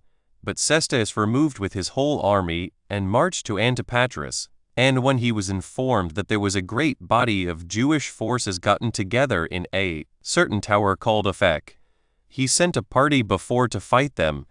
But this party dispersed the Jews by affrighting them before it came to a battle. So they came, and finding their camp deserted, they burnt it, as well as the villages that lay about it. But when Cestus had marched from Antipatris to Lydda, he found the city empty of its men, for the whole multitude 28 were gone up to Jerusalem to the Feast of Tabernacles. Yet did he destroy 50 of those that showed themselves, and burnt the city, and so marched forwards, and ascending by Betboron, he pitched his camp at a certain place called Gabau, 50 furlongs distant from Jerusalem. 2. But as for the Jews, when they saw the war approaching to their metropolis, they left the feast, and betook themselves to their arms, and taking courage greatly from their multitude, went in a sudden and disorderly manner to the fight, with a great noise, and without any consideration had of the rest of the 7th day, although the Sabbath 29 was the day to which they had the greatest regard. But that rage which made them forget the religious observation of the Sabbath made them too hard for their enemies in the fight.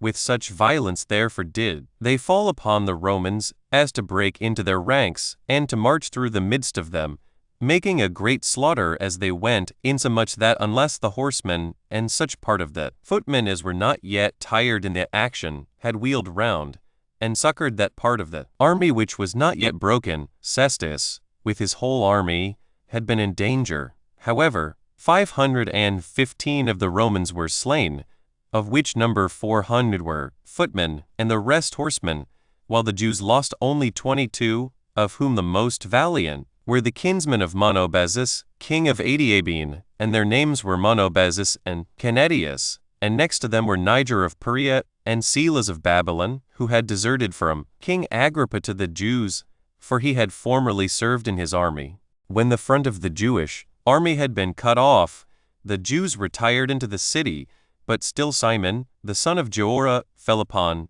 the backs of the Romans as they were ascending up Betharon, and put the hindmost of the army into disorder, and carried off many of the beasts that carted the weapons of war, and led Shem into the city. But as Cestus tarried there 3 days, the Jews seized upon the elevated parts of the city, and set watches at the entrances into the city, and appeared openly resolved not to rest, when once the Romans should begin to march. 3. And now, when Agrippa observed that even the affairs of the Romans were likely to be in danger, while such an immense multitude of their enemies had seized upon the mountains round about, he determined to try what the Jews would agree to by words, as thinking that he should either persuade them all to desist from fighting, or, however, that he should cause the sober part of them to separate themselves from the opposite party. So he sent Borsidas and Phoebus, the persons of his party that were the best known to them, and promised them that Cestus should give them his right hand, to secure them of the Romans' entire forgiveness of what they had done amiss, if they would throw away their arms and come over to them. But the seditious, fearing lest the whole multitude, in hopes of security to themselves, should go over to Agrippa, resolved immediately to fall upon and kill the ambassadors. Accordingly they slew Phoebus before he said a word, but Borsodus was only wounded, and so prevented his fate by flying away. And when the people were very angry at this, they had the seditious beaten with stones and clubs, and drove them before them into the city. 4. But now Cestus, observing that the disturbances that were begun among the Jews afforded him a proper opportunity to attack them, took his whole army along with him, and put the Jews to flight, and pursued them to Jerusalem. He then pitched his camp upon the elevation called Scopus, or watchtower, which was distant 7 furlongs from the city. Yet did not he assault them in 3 days' time, out of expectation that those within might perhaps yield a little. And in the meantime he sent out a great many of his soldiers into neighboring villages, to seize upon their corn. And on the 4th day, which was the 30th of the month Hyperberetius Tisri, when he had put his army in array, he brought it into the city. Now for the people they were kept under by the seditious, but the seditious themselves were greatly affrighted at the good order of the Romans, and retired from the suburbs, and retreated into the inner part of the city, and into the temple. But when Cestus was come into the city, he set the part called Bezetha, which is called Sinopolis, or the new city, on fire, as he did also to the timber market, after which he came into the upper city, and pitched his camp over against the royal palace. And had he but at this very time attempted to get within the walls by force, he had won the city presently, and the war had been put an end to at once. But Tyrannus Praesius, the muster-master of the army, and a great number of the officers of the horse, had been corrupted by Florus, and diverted him from that his attempt, and that was the occasion that this war lasted so very long, and thereby the Jews were involved in such incurable calamities. 5. In the meantime, many of the principal men of the city were persuaded by Ananus, the son of Jonathan, and invited Cestus into the city, and were about to open the gates for him. But he overlooked this offer, partly out of his anger at the Jews, and partly because he did not thoroughly believe they were in earnest. Whence it was that he delayed the matter so long that the seditious perceived the treachery, and threw Ananus and those of his party down from the wall, and, pelting them with stones, drove them into their houses. But they stood themselves at proper distances in the towers, and threw their darts at those that were getting over the wall. Thus did the Romans make their attack against the wall for 5 days, but to no purpose. But on the next day Cestus took a great many of his choicest men, and with them the archers, and attempted to break into the temple at the northern quarter of it. But the Jews beat them off from the cloisters, and repulsed them several times when they were gotten near to the wall, till at length the multitude of the darts cut them off, and made them retire. But the first rank of the Romans rested their shields upon the wall, and so did those that were behind them, and the light did those that were still more backward, and guarded themselves with what they call testudo, the back of a tortoise, upon which the darts that were thrown fell, and slided off without doing them any harm. So the soldiers undermined the wall without being themselves hurt, and got all things ready for setting fire to the gate of the temple. 6. And now it was that a horrible fear seized upon the seditious, insomuch that many of them ran out of the city, as though it were to be taken immediately. But the people upon this took courage, and where the wicked part of the city gave ground, thither did they come, in order to set open the gates, and to admit Cestus 30 as their benefactor, who, had he but continued the siege a little longer, had certainly taken the city. But it was, I suppose, owing to the diversion God had already at the city and the sanctuary, that he was hindered from putting an end to the war that very day. 7. It then happened that Cestus was not conscious either how the besieged despaired of success, nor how courageous the people were for him, and so he recalled his soldiers from the place, and, by despairing of any expectation of taking it, without having received any disgrace, he retired from the city without any reason in the world. But when the robbers perceived this unexpected retreat of his, they resumed their courage, and ran after the hinder parts of his army, and, destroyed a considerable number of both their horsemen and footmen. And now Cestus lay all night at the camp which was at Scopus, and as he went off farther next day, he thereby invited the enemy to follow him, who still fell upon the hindmost and destroyed them. They also fell upon the flank on each side of the army, and threw darts upon them obliquely, nor durst those that were hindmost turn back upon those who wounded them behind, as imagining that the multitude of those that pursued them was immense. Nor did they venture to drive away those that pressed upon them on each side, because they were heavy with their arms and were afraid of breaking their ranks to pieces, and because they saw the Jews were light and ready for making incursions upon them. And this was the reason why the Romans suffered greatly, without being able to revenge themselves upon their enemies, so they were galled all the way, and their ranks were put into disorder. And those that were thus put out of their ranks were slain, among whom were Priscus, the commander of the 6th Legion, and Longinus, the tribune, and Aemilius Secundus, the commander of a troop of horsemen. So it was not without difficulty that they got to Gabau, their former camp, and that not without the loss of a great part of their baggage. There it was that Cestus stayed 2 days, and was in great distress to know what he should do in these circumstances. But when on the 3rd day he saw a still much greater number of enemies, and all the parts round about him full of Jews, he understood that his delay was to his own detriment, and that if he stayed any longer there, he should have still more enemies upon him. 8. That therefore he might fly the faster, he gave orders to cast away what might hinder his army's march. So they killed the mules and other creatures, excepting those that carried their darts and machines, which they retained for their own use, and this principally because they were afraid lest the Jews should seize upon them. He then made his army march on as far as Bethoron. Now the Jews did not so much press upon them when they were in large open places, but when they were penned up in their descent through narrow passages, then did some of them get before, and hindered them from getting out of them, and others of them thrust the hindermost down into the lower places. And the whole multitude extended themselves over against the neck of the passage, and covered the Roman army with their darts. In which circumstances, as the footmen knew not how to defend themselves, so the danger pressed the horsemen still more, for they were so pelted that they could not march along the road in their ranks, and the ascents were so high that the cavalry were not able to march against the enemy. The precipices also and valleys into which they frequently fell and tumbled down were such on each side of them that there was neither place for their flight nor any contrivance could be thought of for their defense, till the distress they were at last in was so great that they betook themselves to lamentations, and to such mournful cries as men use in the utmost despair. The joyful acclamations of the Jews, also, as they encouraged one another, echoed the sounds back again, these last composing a noise of those that at once rejoiced and were in a rage.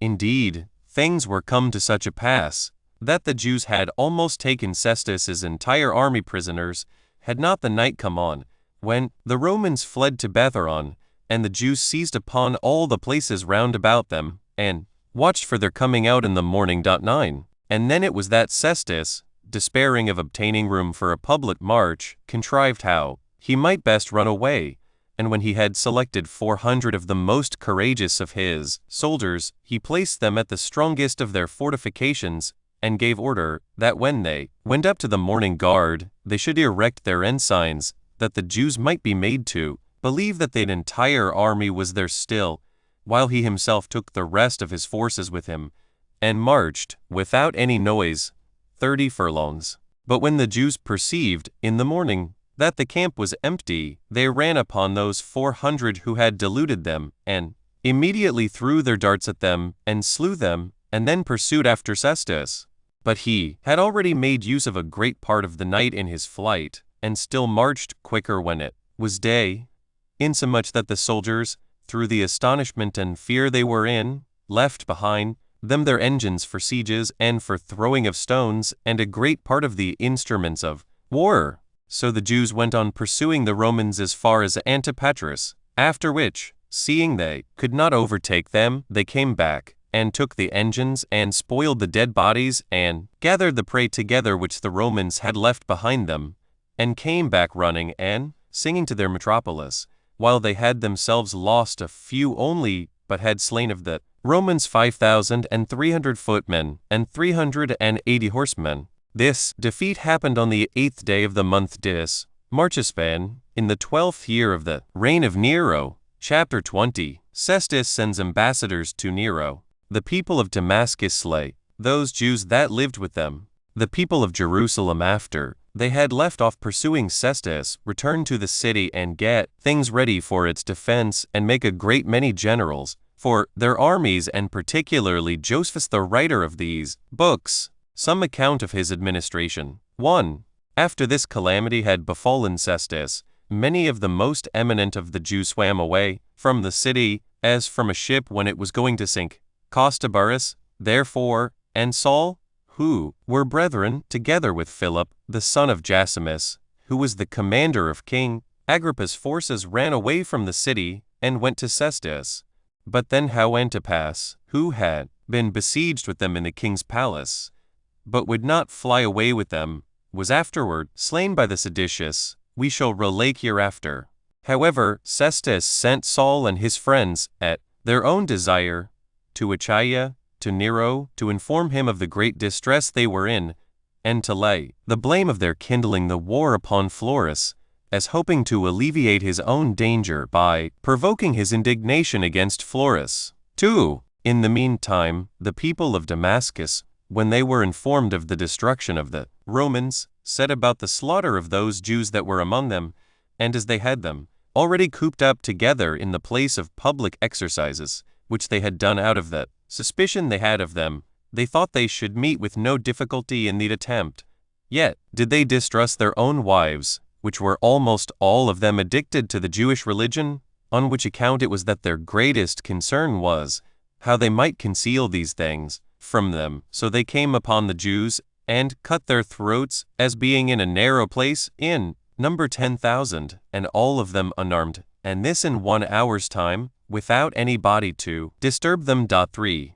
But as to those who had pursued after Cestus, when they were returned back to Jerusalem, they overbore some of those that favored the Romans by violence, and some them persuaded by entreaties to join with them, and got together in great numbers in the temple, and appointed a great many generals for the war. Joseph also, the son of Gorion, 31, and Ananus the high priest, were chosen as governors of all affairs within the city, and with a particular charge to repair the walls of the city, for they did not ordain Eleazar the son of Simon to that office, although he had gotten into his possession the prey they had taken from the Romans, and the money they had taken from Cestus, together with a great part of the public treasures, because they saw he was of a tyrannical temper, and that his followers were, in their behavior, like guards about him. However, the want they were in of Eleazar's money, and the subtle tricks used by him, brought also about that the people were circumvented, and submitted themselves to his authority in all public affairs. 4. They also chose other generals for Idumea, Jesus, the son of Saphias, one of the high priests, and Eleazar, the son of Ananias, the high priest. They also enjoined Niger, the then governor of Idumea, 32, who was of a family that belonged to Perea, beyond Jordan, and was thence called the Parate, that he should be obedient to those forenamed commanders. Nor did they neglect the care of other parts of the country, but Joseph the son of Simon was sent as general to Jericho, as was Manasseh to Perea, and John, the Esq, to the toparchy of Thama. Lydda was also added to his portion, and Joppa, and Emmaus. But John, the son of Matthias, was made governor of the toparchies of Gaphnidika and Acrabatine, as was Josephus, the son of Matthias, of both the Galilees. Camilla also, which was the strongest city in those parts, was put under his command. 5. So every one of the other commanders administered the affairs of his portion with that alacrity and prudence they were masters of. But as to Josephus, when he came into Galilee, his first care was to gain the goodwill of the people of that country, as sensible that he should thereby have in general good success, although he should fail in other points. And being conscious to himself that if he communicated part of his power to the great men, he should make them his fast friends, and that he should gain the same favor from the multitude if he executed his commands by persons of their own country and with whom they were well acquainted. He chose out 70 of the most prudent men, and those elders in age, and appointed them to be rulers of all Galilee, as he chose 7 judges in every city to hear the lesser quarrels. For as to the greater causes, and those wherein life and death were concerned, he enjoined they should be brought to him and the 33 elders. 6. Josephus also, when he had settled these rules for determining causes by the law, with regard to the people's dealings one with another, betook himself to make provisions for their safety against external violence, and as he knew the Romans would fall upon Galilee, he built walls in proper places about Jotapata and Bersabe and Salamis, and besides these, about Capharco, and Jaffa, and Sido, and what they call Mount Tabor, and Terchi, and Tiberias. Moreover, he built walls about the caves near the lake of Gennesar, which places lay in the lower Galilee. The same he did to the places of upper Galilee, as well as to the rock called the rock of the Ashabari, and to Seph, and Jamath, and Meroth. And in Gaulonitis he fortified Seleucia, and Sagain, and Gamala. But as to those of Sepphoris, they were the only people to whom he gave leave to build their own walls, and this because he perceived they were rich and wealthy and ready to go to war, without standing in need of any injunctions for that purpose. The case was the same with Gischala, which had a wall built about it by John the son of Levi himself, but with consent of Josephus. But for the building of the rest of the fortresses, he labored together with all the other builders, and was present to give all the necessary orders for that purpose. He also got together an army out of Galilee of more than 100,000 young men, all of which he armed with the old weapons which he had collected together and prepared for them. 7.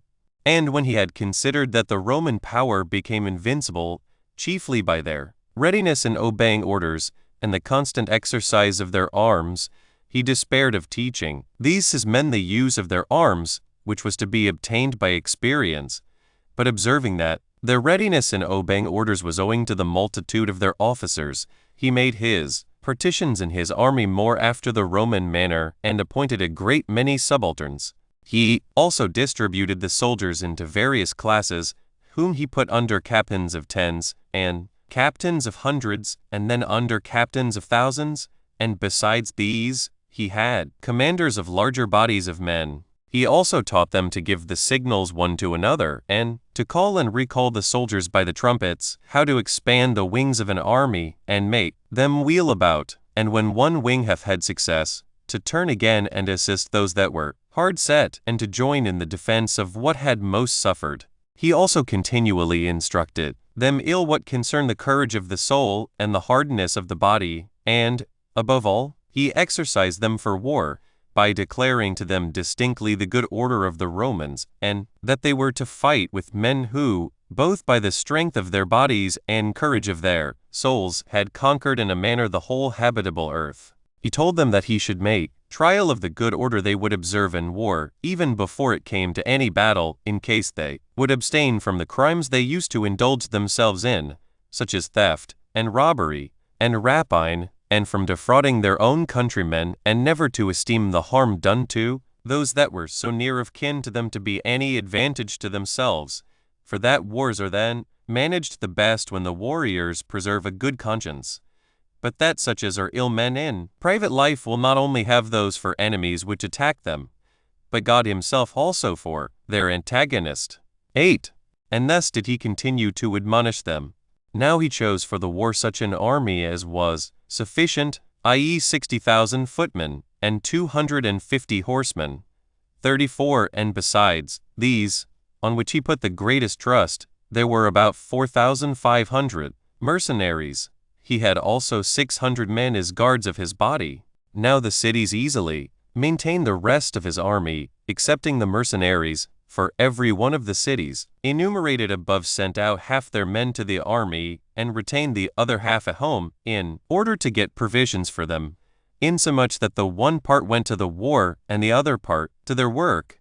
And so those that sent out their corn were paid for it by those that were in arms, by that security which they enjoyed from them. Chapter 21. Concerning John of Gischala. Josephus uses stratagems against the plots John laid against him and recovers certain cities, which had revolted from him. 1. Now, as Josephus was thus engaged in the administration of the affairs of Galilee, there arose a treacherous person, a man of Gischala, the son of Levi, whose name was John.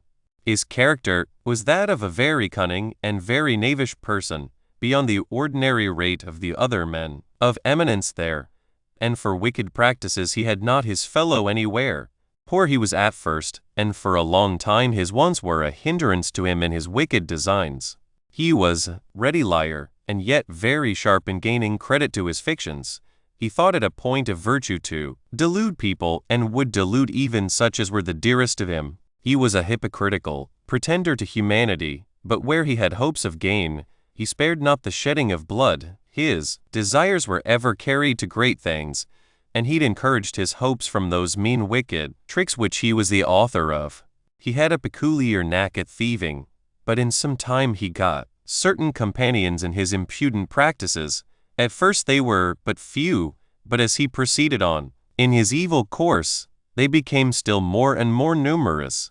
He took care that none of his partners should be easily caught in their rogueries, but chose such out of the rest as had the strongest constitutions of body and the greatest courage of soul, together with great skill in martial affairs, as he got together a band of 400 men, who came principally out of the country of Tyre, and were vagabonds that had run away from its villages, and by the means of these he laid waste all Galilee, and irritated a considerable number, who were in great expectation of a war then suddenly to arise among them. 2. However, John's want of money had hitherto restrained him in his ambition after command, and in his attempts to advance himself. But when he saw that Josephus was highly pleased with the activity of his temper, he persuaded him, in the first place, to entrust him with the repairing of the walls of his native city, Gischala, in which work he got a great deal of money from the rich citizens. He after that contrived a very shrewd trick, and pretending that the Jews who dwell in Syria were obliged to make use of oil that was made by others than those of their own nation, he desired leave of Josephus to send oil to their borders. So he bought 4 amphorae with such Tyrian money as was of the value of 4 attic drachmae, and sold every half amphora at the same price. And as Galilee was very fruitful in oil, and was peculiarly so at that time, by sending away great quantities, and having the sole privilege so to do, he gathered an immense sum of money together, which money he immediately used to the disadvantage of him who gave him that privilege, and, as he supposed, that if he could once overthrow Josephus, he should himself obtain the government of Galilee. So he gave orders to the robbers that were under his command to be more zealous in their thievish expeditions, that by the rise of many that desired innovations in the country, he might either catch their general in his snares, as he came to the country's assistance, and then kill him, or if he should overlook the robbers, he might accuse him for his negligence to the people of the country. He also spread abroad a report far and near that Josephus was delivering up the administration of affairs to the Romans, and many such plots did he lay in order to ruin him. 3. Now at the same time that certain young men of the village Dabarda, who kept guard in the great plain, laid snares for Ptolemy, who was Agrippa's and Bernice's steward, and took from him all that he had with him, among which things there were a great many costly garments, and no small number of silver cups, and 600 pieces of gold. Yet were they not able to conceal what they had stolen, but brought it all to Josephus to Tarichi. Hereupon he blamed them for the violence they had offered to the king and queen, and deposited what they brought to him with Aeneas, the most potent man of Tarichi, with an intention of sending the things back to the owners at a proper time, which act of Josephus brought him into the greatest danger. For those that had stolen the things had an indignation at him, both because they gained no share of it for themselves, and because they perceived beforehand what was Josephus's intention, and that he would freely deliver up what had cost them so much pains to the king and queen. These ran away by night to their several villages, and declared to all men that Josephus was going to betray them, They also raised great disorders in all the neighboring cities, insomuch that in the morning 100,000 armed men came running together, which multitude was crowded together in the hippodrome at Tarichi, and made a very peevish clamor against him, while some cried out that they should depose the traitor, and others that they should burn him. Now John irritated a great many, as did also one Jesus, the son of Saphias, who was then governor of Tiberiades. Then it was that Josephus's friends and the guards of his body were so affrighted at this violent assault of the multitude that they all fled away but four, and as he was asleep, they awaked him, as the people were going to set fire to the house. And although those four that remained with him persuaded him to run away, he was neither surprised at his being himself deserted nor at the great multitude that came against him, but leaped out to them with his clothes rent and ashes sprinkled on his head, with his hands behind him, and his sword hanging at his neck. At this sight his friends, especially those of Tarichi, commiserated his condition. But those that came out of the country and those in their neighborhood, to whom his government seemed burdensome, reproached him, and bid him produce the money which belonged to them all immediately, and to confess the agreement he had made to betray them. For they imagined, from the habit in which he appeared, that he would deny nothing of what they suspected concerning him, and that it was in order to obtain pardon that he had put himself entirely into so pitiable a posture. But this humble appearance was only designed as preparatory to a stratagem of his, who thereby contrived to set those that were so angry at him at variance, one with another, about the things they were angry at. However, he promised he would confess all. Hereupon he was permitted to speak, when he said, I did neither intend to send this money back to Agrippa, nor to gain it myself, for I did never esteem one that was your enemy to be my friend, nor did I look upon what would tend to your disadvantage to be my advantage. But oh, you people of Tarhit, I saw that your city stood in more need than others of fortifications for your security, and that it wanted money in order for the building it a wall. I was also afraid lest the people of Tiberias and other cities should lay a plot to seize upon these spoils, and therefore it was that I intended to retain this money privately, that I might encompass you with a wall. But if this does not please you, I will produce what was brought me, and leave it to you to plunder it. But if I have conducted myself so well as to please you, you may, if you please, punish your benefactor. 4. Hereupon the people of Tarichi loudly commended him, but those of Tiberias, with the rest of the company, gave him hard names, and threatened what they would do to him. So both sides left off quarreling with Josephus, and fell on quarreling with one another. So he grew bold upon the dependence he had on his friends, which were the people of Tarichi, and about 40,000 in number, and spake more freely to the whole multitude, and reproached them greatly for their rashness, and told them that with this money he would build walls about Tarichi, and would put the other cities in a state of security also, for that they should not want money if they would but agree for whose benefit it was to be procured, and would not suffer themselves to be irritated against him who procured it for them. 5. Hereupon the rest of the multitude that had been deluded retired, but yet so that they went away angry, and 2,000 of them made an assault upon him in their armor, and as he was already gone to his own house, they stood without and threatened him. On which occasion Josephus again used a second stratagem to escape them, for he got upon the top of his house, and with his right hand desired them to be silent, and said to them, I cannot tell what you would have, nor can hear what you say, for the confused noise you make. But he said that he would comply with all their demands, in case they would but send some of their number into him that might talk with him about it. And when the principal of them, with their leaders, heard this, they came into the house. He then drew them to the most retired part of the house, and shut the door of that hall where he put them, and then had them whipped till every one of their inward parts appeared naked. In the meantime the multitude stood round the house, and supposed that he had a long discourse with those that were gone in about what they claimed of him. He had then the doors set open immediately, and sent the men out all bloody, which so terribly affrighted those that had before threatened him, that they threw away their arms and ran away. 6. But as for John, his envy grew greater upon this escape of Josephus, and he framed a new plot against him. He pretended to be sick, and by a letter desired that Josephus would give him leave to use the hot baths that were at Tiberias for the recovery of his health. Hereupon, Josephus, who hitherto suspected nothing of John's plots against him, wrote to the governors of the city that they would provide a lodging and necessaries for John, which favors, when he had made use of, in 2 days' time he did what he came about. Some he corrupted with delusive frauds, and others with money, and so persuaded them to revolt from Josephus. This Silas, who was appointed guardian of the city by Josephus, wrote to him immediately and informed him of the plot against him, which epistle when Josephus had received, he marched with great diligence all night, and came early in the morning to Tiberias, at which time the rest of the multitude met him. But John, who suspected that his coming was not for his advantage, sent however one of his friends, and pretended that he was sick, and that being confined to his bed, he could not come to pay him his respects.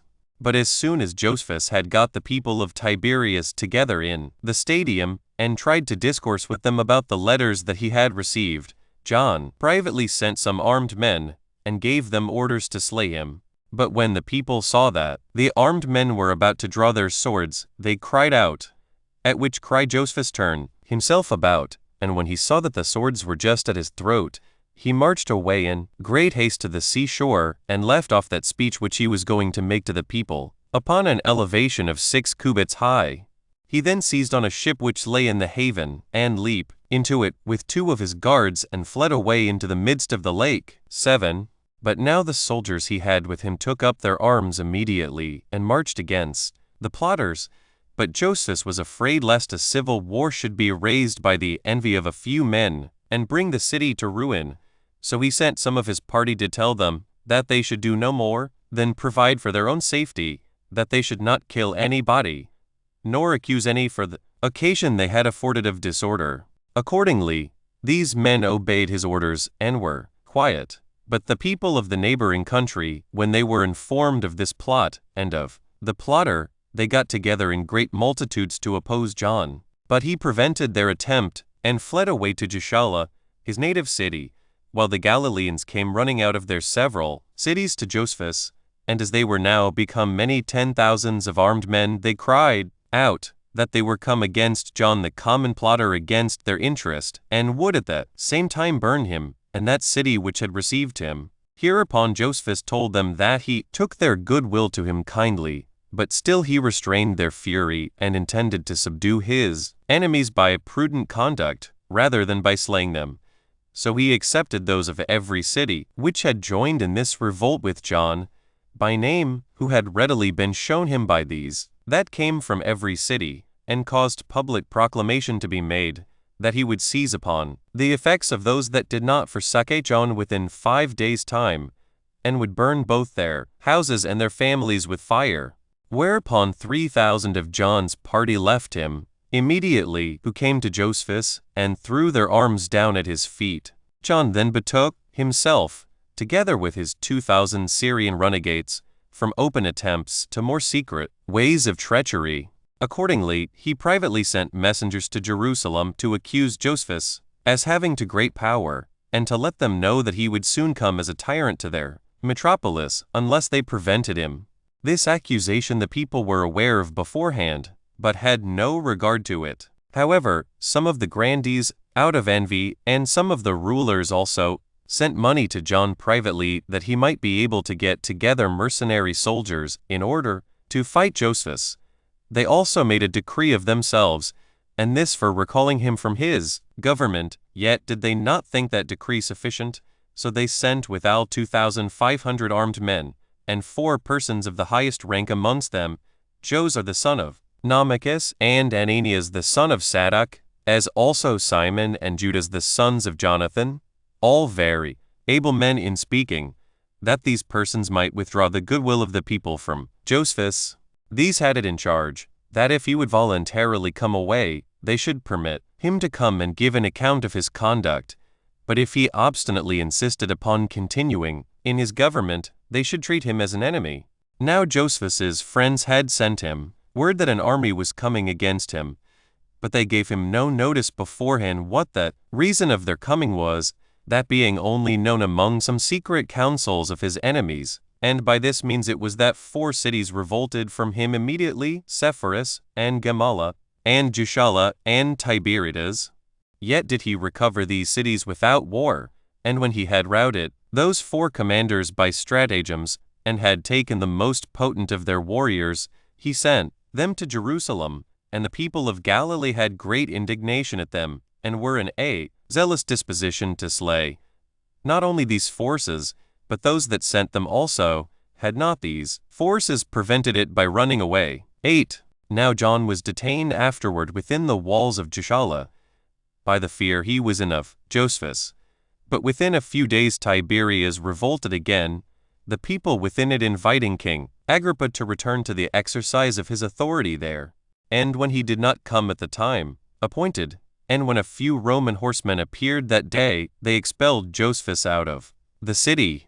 Now this revolt of theirs was presently known at Taricheae, and as Josephus had sent out all the soldiers that were with him to gather corn, he knew not how either to march out alone against the revolters, or to stay where he was, because he was afraid the king's soldiers might prevent him if he tarried, and might get into the city, for he did not intend to do anything on the next day, because it was the Sabbath day and would hinder his proceeding. So he contrived to circumvent the revolters by a stratagem, and in the first place he ordered the gates of Taricheae to be shut, that nobody might go out and inform those of Tiberias, for whom it was intended, what stratagem he was about. He then got together all the ships that were upon the lake, which were found to be 230, and in each of them he put no more than 4 mariners. So he sailed to Tiberias with haste, and kept at such a distance from the city, that it was not easy for the people to see the vessels, and ordered that the empty vessels should float up and down there,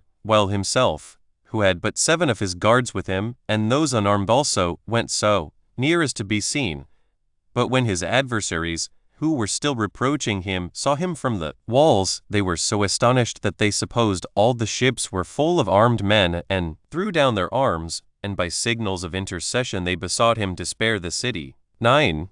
Upon this Josephus threatened them terribly, and reproached them, that when they were the first that took up arms against the Romans, they should spend their force beforehand in civil dissensions, and do what their enemies desired above all things, and that besides they should endeavor so hastily to seize upon him, who took care of their safety, and had not been ashamed to shut the gates of their city against him that built their walls, that, however, he would admit of any intercessors from them that might make some excuse for them, and with whom he would make such agreements as might be for the city's security.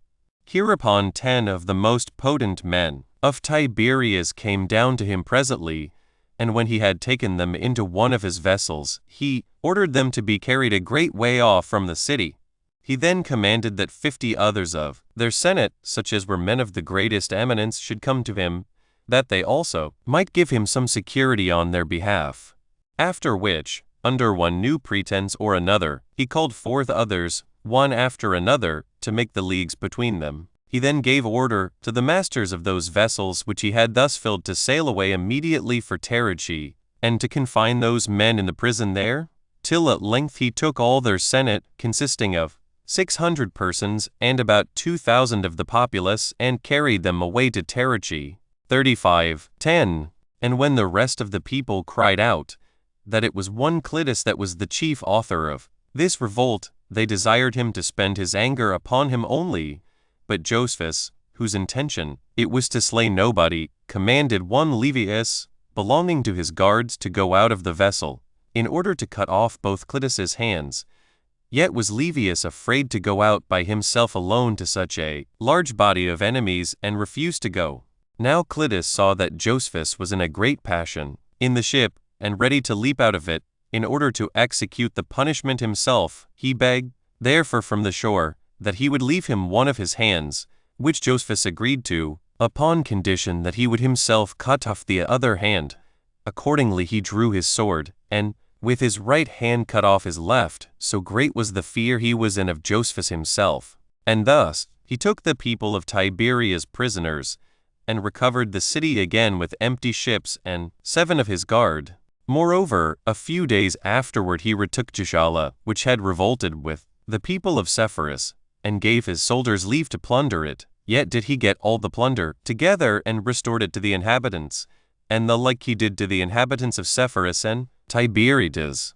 For when he had subdued those cities, he had a mind, by letting them be plundered, to give them some good instruction, while at the same time he regained their goodwill by restoring them their money again. Chapter 22. The Jews met all ready for the war, and Simon, the son of Gioras, falls to plundering. 1. And thus were the disturbances of Galilee quieted, when, upon their ceasing to prosecute their civil dissensions, they betook themselves to make preparations for the war with the Romans.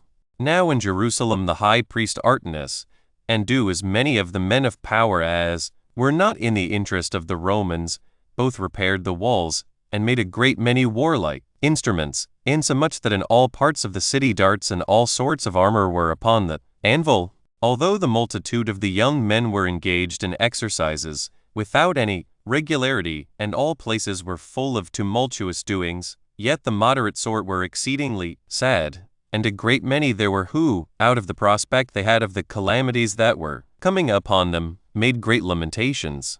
There were also such omens observed as were understood to be foreigners of evils by such as loved peace, but were by those that kindled the war interpreted so as to suit their own inclinations, and the very state of the city, even before the Romans came against it, was that of a place doomed to destruction. However, Ananas's concern was this, to lay aside, for a while, the preparations for the war, and to persuade the seditious to consult their own interest, and to restrain the madness of those that had the name of zealots.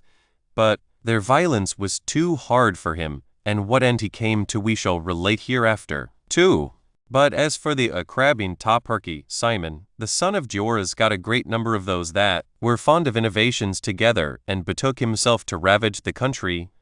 Nor did he only harass the rich men's houses, but tormented their bodies, and appeared openly and beforehand to affect tyranny in his government. And when an army was sent against him by Artemis, and the other rulers, he and his band retired to the robbers that were at Masada, and stayed there, and plundered the country of Idumea with them, till both Ananus and his other adversaries were slain, and until the rulers of that country were so afflicted with the multitude of those that were slain, and with the continual ravage of what they had, that they raised an army, and put garrisons into the villages, to secure them from those insults. And in this state were the affairs of Judea at that time.